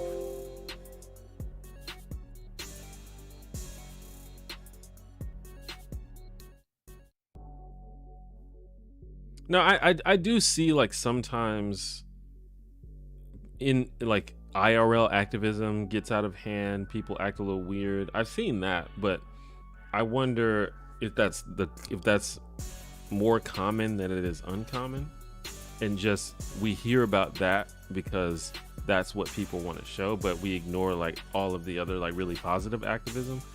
Or is that actually pretty common?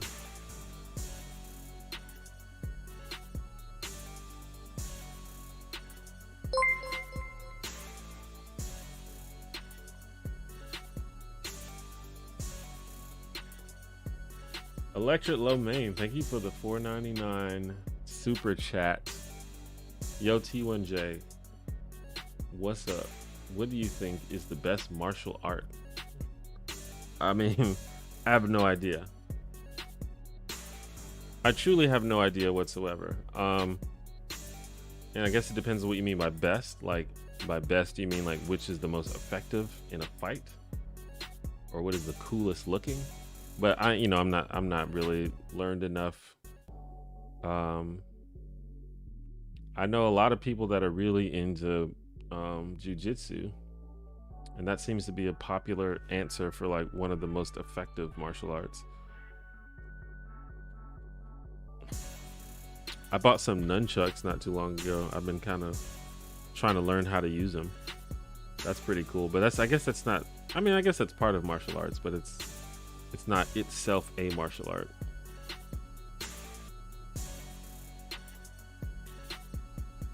I think in activism, people tend to put the cause before basic decency.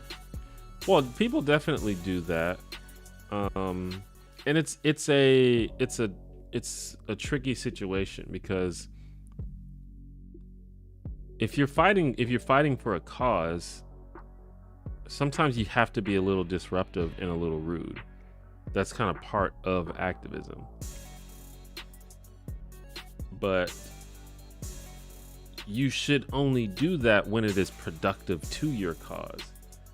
If you're being disruptive and shitty in a way that is counterproductive to your cause, that's when it becomes a problem.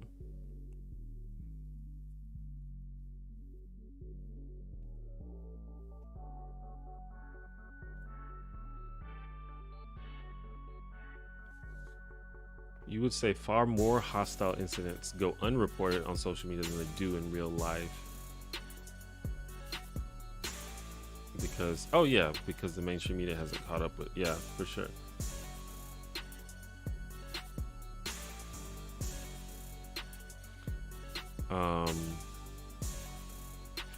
But yeah, so like,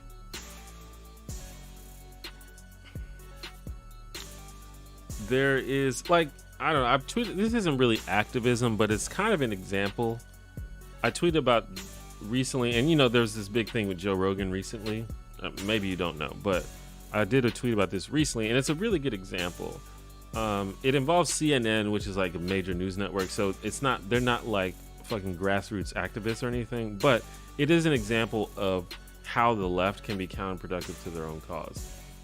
So like, for example, Joe Rogan has sort of like gone on record as being like very skeptical of vaccination, of COVID vaccination. And that's not great. As far as we know, COVID vaccines are safe. They've done a lot of research on this. There's, you know, the science, the consensus is that the vaccinations are safe. Obviously, nothing is 100%. Nothing is.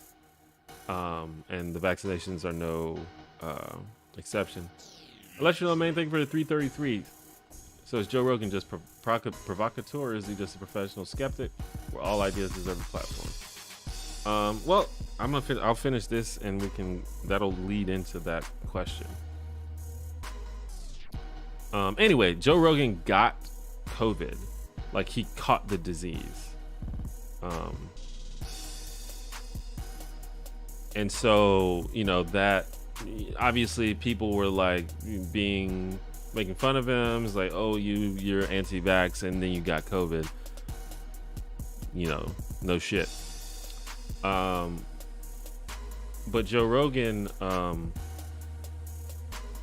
so as part of his treatment before COVID, he started taking ivermectin, which is a drug that is not, it's not recommended by the FDA to treat COVID. So CNN reported on Joe Rogan. And so, as I implied before, it's not great that Joe Rogan is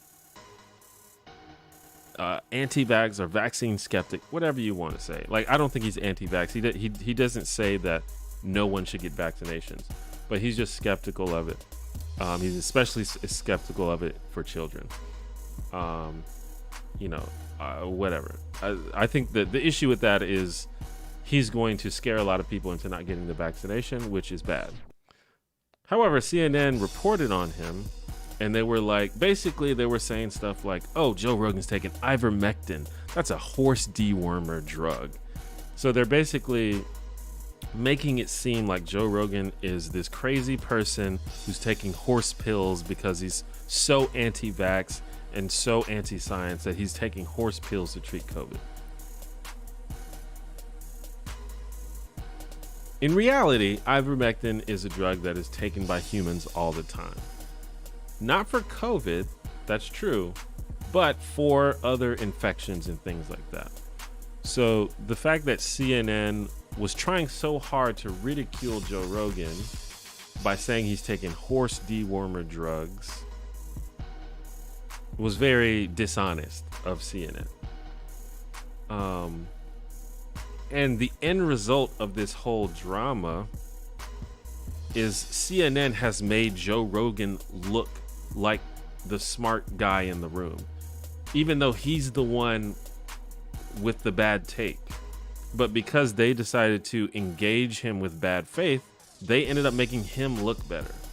And I feel like I use that as an example. It made me think of that because I think that activists sometimes are guilty of this, where they go after people in bad faith, or they put their anger and emotion above the actual cause that they're fighting for, and it ends up backfiring and making their opponents look better.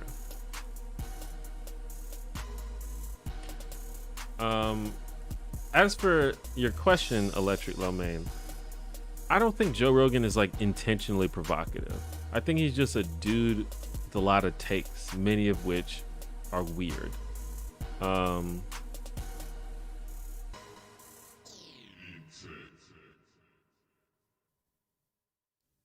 I think a lot of people who criticize Joe Rogan don't really know that much about him or what he believes. Generally, Joe Rogan's takes are fine.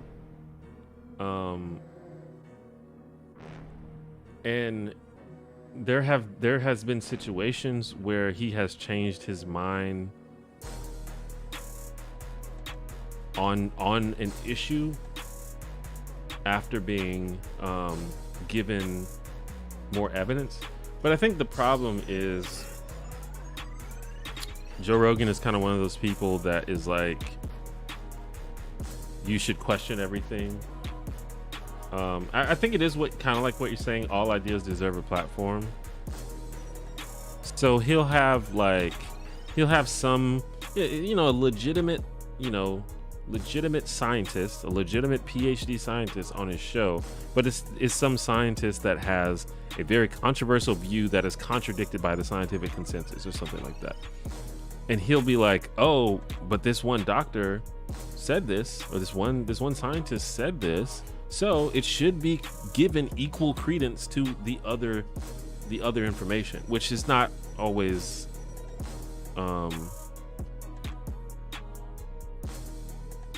which is not usually the case.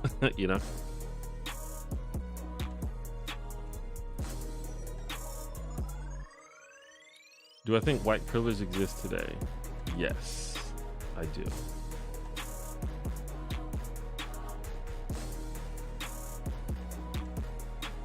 I have no reservations about calling Toe Rogan an anti-vaxxer. Well, that's the problem, because he isn't an anti-vaxxer.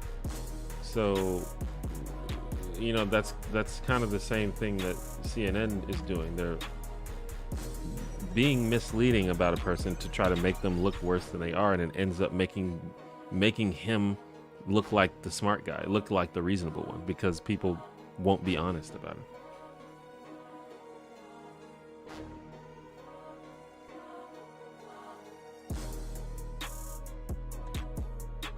All right, Rick, thanks for checking out the stream. I'm going to be ending the stream soon anyway. He's also like not very into wearing masks, but also like, when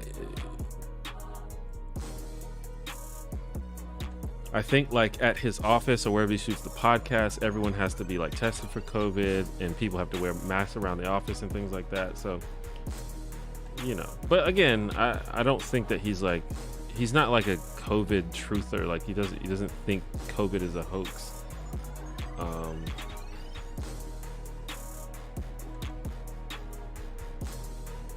It's just one of those things where it's like, wearing a mask helps, but it doesn't solve the problem.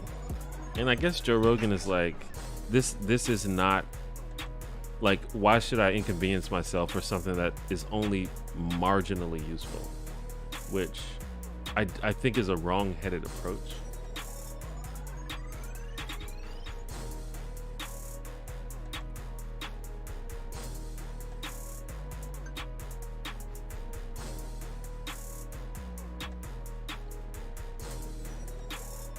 My sister wants to move out of the state to avoid getting their kids vaccinated.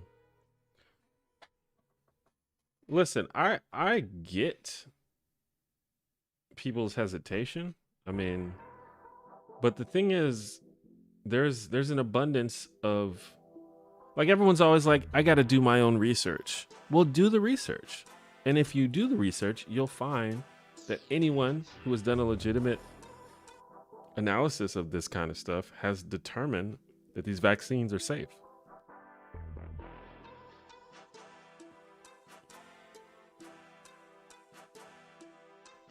Mini painting. So I do want to, I probably will do a mini painting stream soon. So look out for that. Your brother's track still fire. Yeah, he's very talented.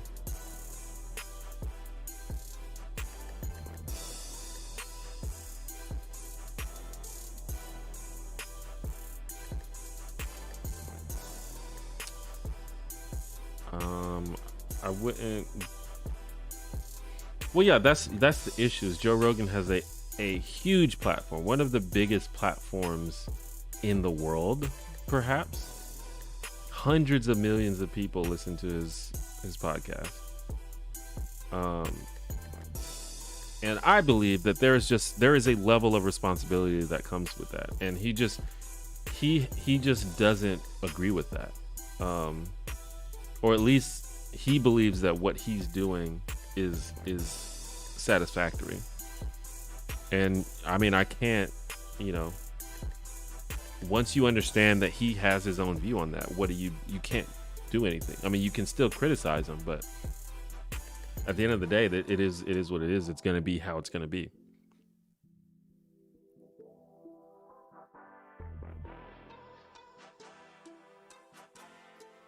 I'm pretty sure Joe Rogan's point was masks make him insecure about his masculinity.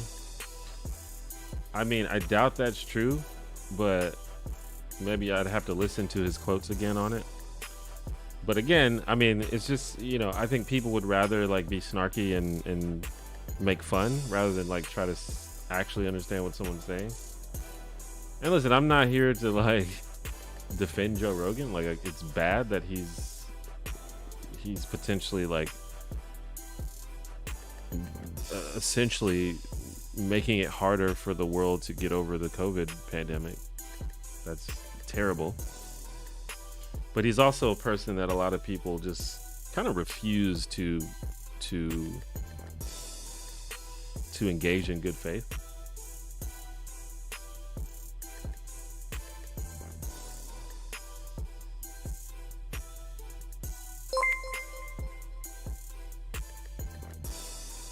My thoughts on Canada? I don't know anything about Canada, really. I've never been there. I haven't really studied it too much. I only know like random things that I've heard. I've been watching what's that dude? I always forget everyone's name. He makes videos specifically about Canada and Canadian culture. I started watching him recently. Like, his videos are really cool.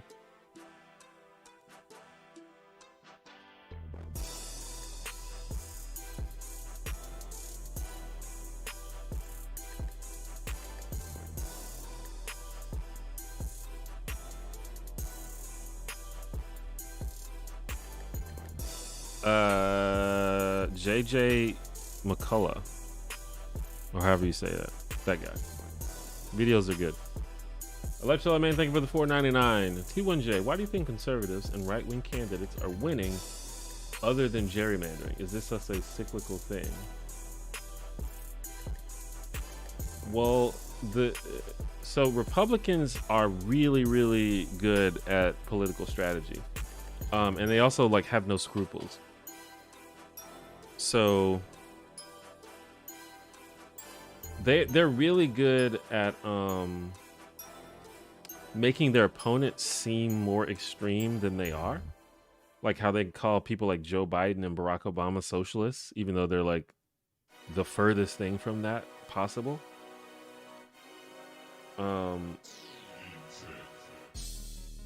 and they're really good at tapping into people's like insecurities and biases and stuff. Like, people love a narrative, and especially they love a narrative where they are the heroes of the story. So if we're being honest, like an honest politician, an honest person would be like, there's some problems in the world and we all need to work together to solve them. And we all got to work on ourselves. We got to maybe be a little introspective. Maybe look at our own biases. Maybe we've done some racist and sexist and homophobic things, and maybe we need to work on ourselves and you know, and acknowledge that these things exist and how we benefit from them.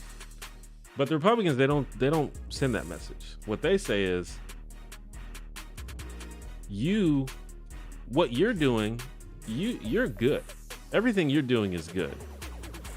It's those other folks. It's those other folks that are the problem. All those folks in there, they're taking your jobs, they're taking your children, taking your wives, they're taking your, they're getting into the schools that your children aren't getting into. They're messing up the economy so you can't get ahead. It's all those other folks. And that's a narrative that people like to hear. They like to hear that it's someone else's fault. And the Republicans are very good at telling that story.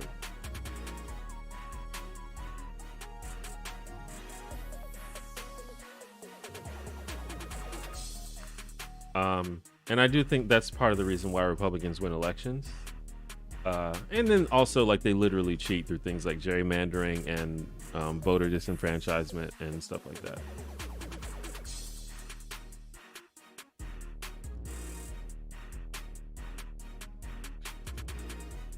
That guy's a right winger. Who, JJ? I mean, he might be. I don't know. I've watched a couple of videos. He hasn't really gone too deep into politics. I get centrist vibes from him, but I'm not really sure. But the videos are good.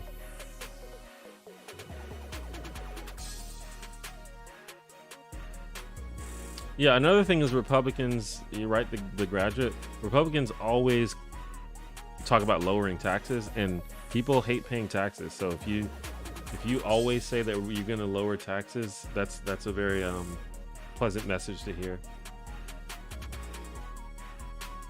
Sorry for shouting Thought Slime. He's a Canadian YouTuber that everyone should check out.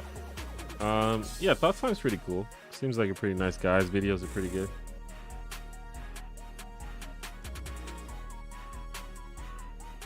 But yeah, I don't know a lot about Canada.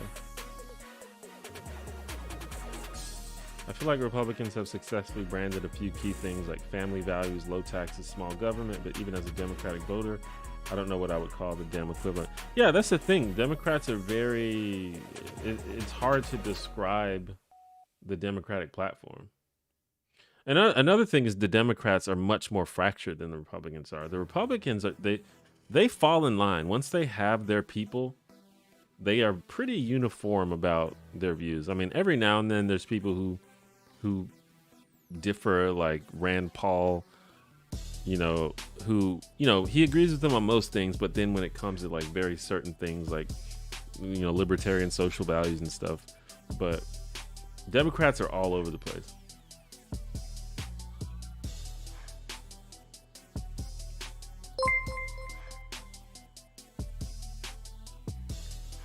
Curiosity, Lexit's fun.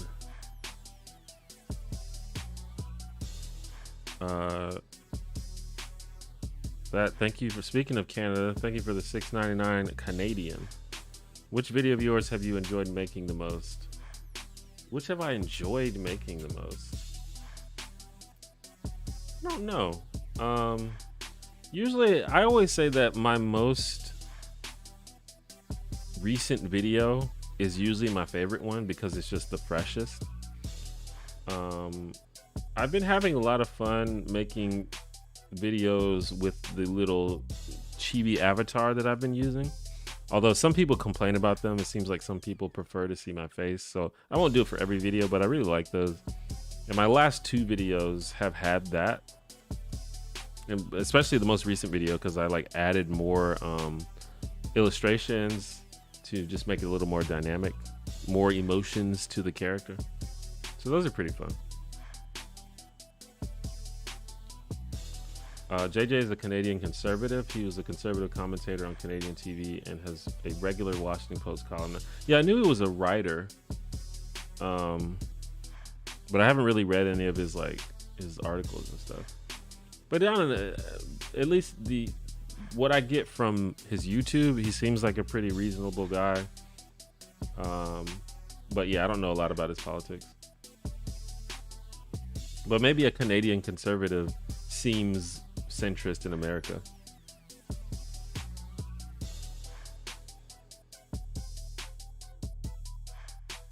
I find Joe Rogan hard to pin down. I think that's by design. There are so many authoritative voices out there. I'm not gonna bother trying to figure out his nuance. Too little time, too much urgency.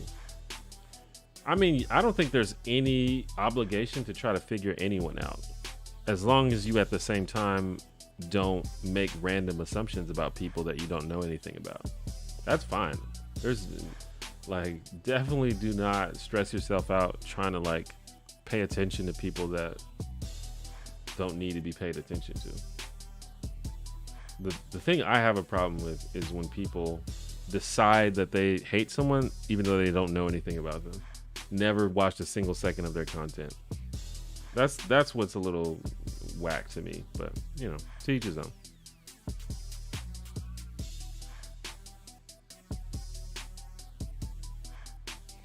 I was listening to a Boehner interview and he was going on about how Dems fall in line and Republicans are more divided. That's just false. That's just a lie.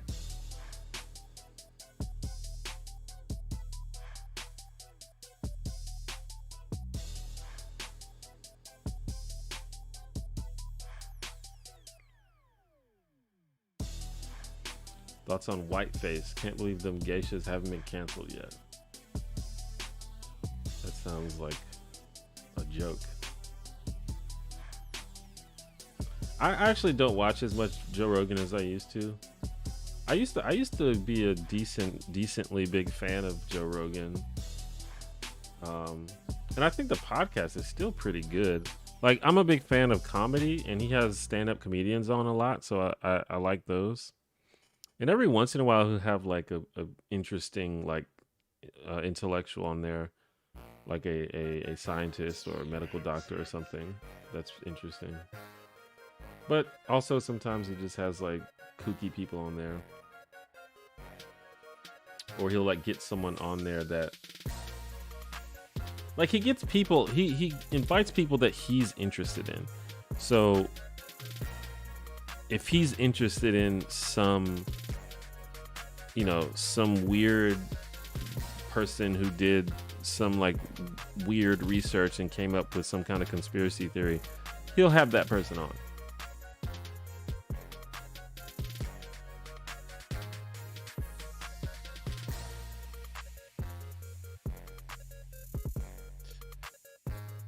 I think JJ has taught Canadian public civics classes and is generally very good at knowing how to be an educator in some settings and a pundit in others. He has a good video talking about Ben Shapiro. Interesting. I'd like to see that. I would like to see a video about Ben Shapiro from a conservative person, especially from a Canadian, a non-American conservative. I wonder what non-Americans think of Ben Shapiro. Anyway, I think it's about time that I went ahead and slowed down the stream. I'm pretty hungry now, and it's been about 2.5 hours.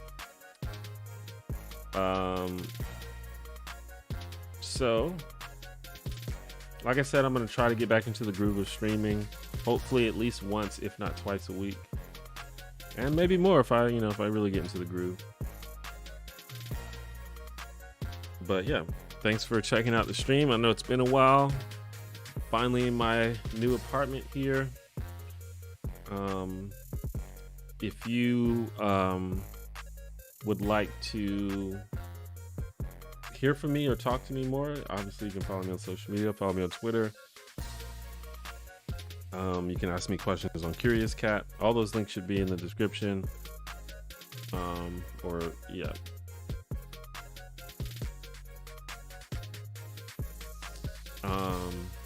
Also, if you have Discord, if you are on Discord, or if you're interested in Discord, we do have a Discord server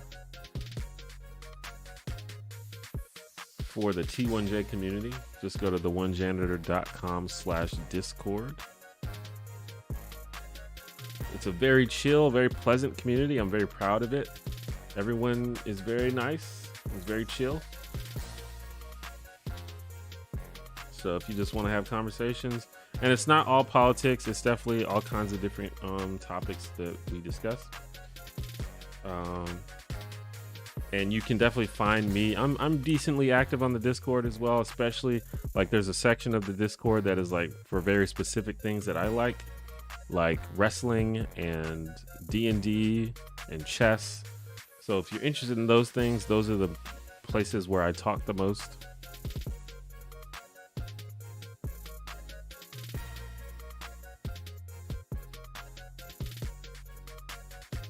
But yeah, that's gonna be it. The best way to know when I'm live is to click the notification bell on the channel. If you haven't already, it should alert you when I go live. I think it does that, but I understand if you don't want to do that. The notification bell can be kind of annoying, but I'm just saying that's the best way. But beyond that, I will see y'all next time I stream. What's today? Friday. I'll try to stream on Monday. I'm gonna go for that. If not, then next Friday. If you didn't see, I put a video out last week, I think. And it is a video for the Team C's fundraiser. Mr. Beast is trying to raise $30 million to help clean up the ocean. So if you want to check that out, that'd be really cool. And I made a video about plastic. You know, plastic is one of the major pollutants of the ocean. So I wanted to take a little deep dive into like how plastic has kind of affected human society. But yeah, check that out. Anyway, I think that's all I have to say. I will see you all hopefully Monday or Friday. I'll see you then. Bye-bye.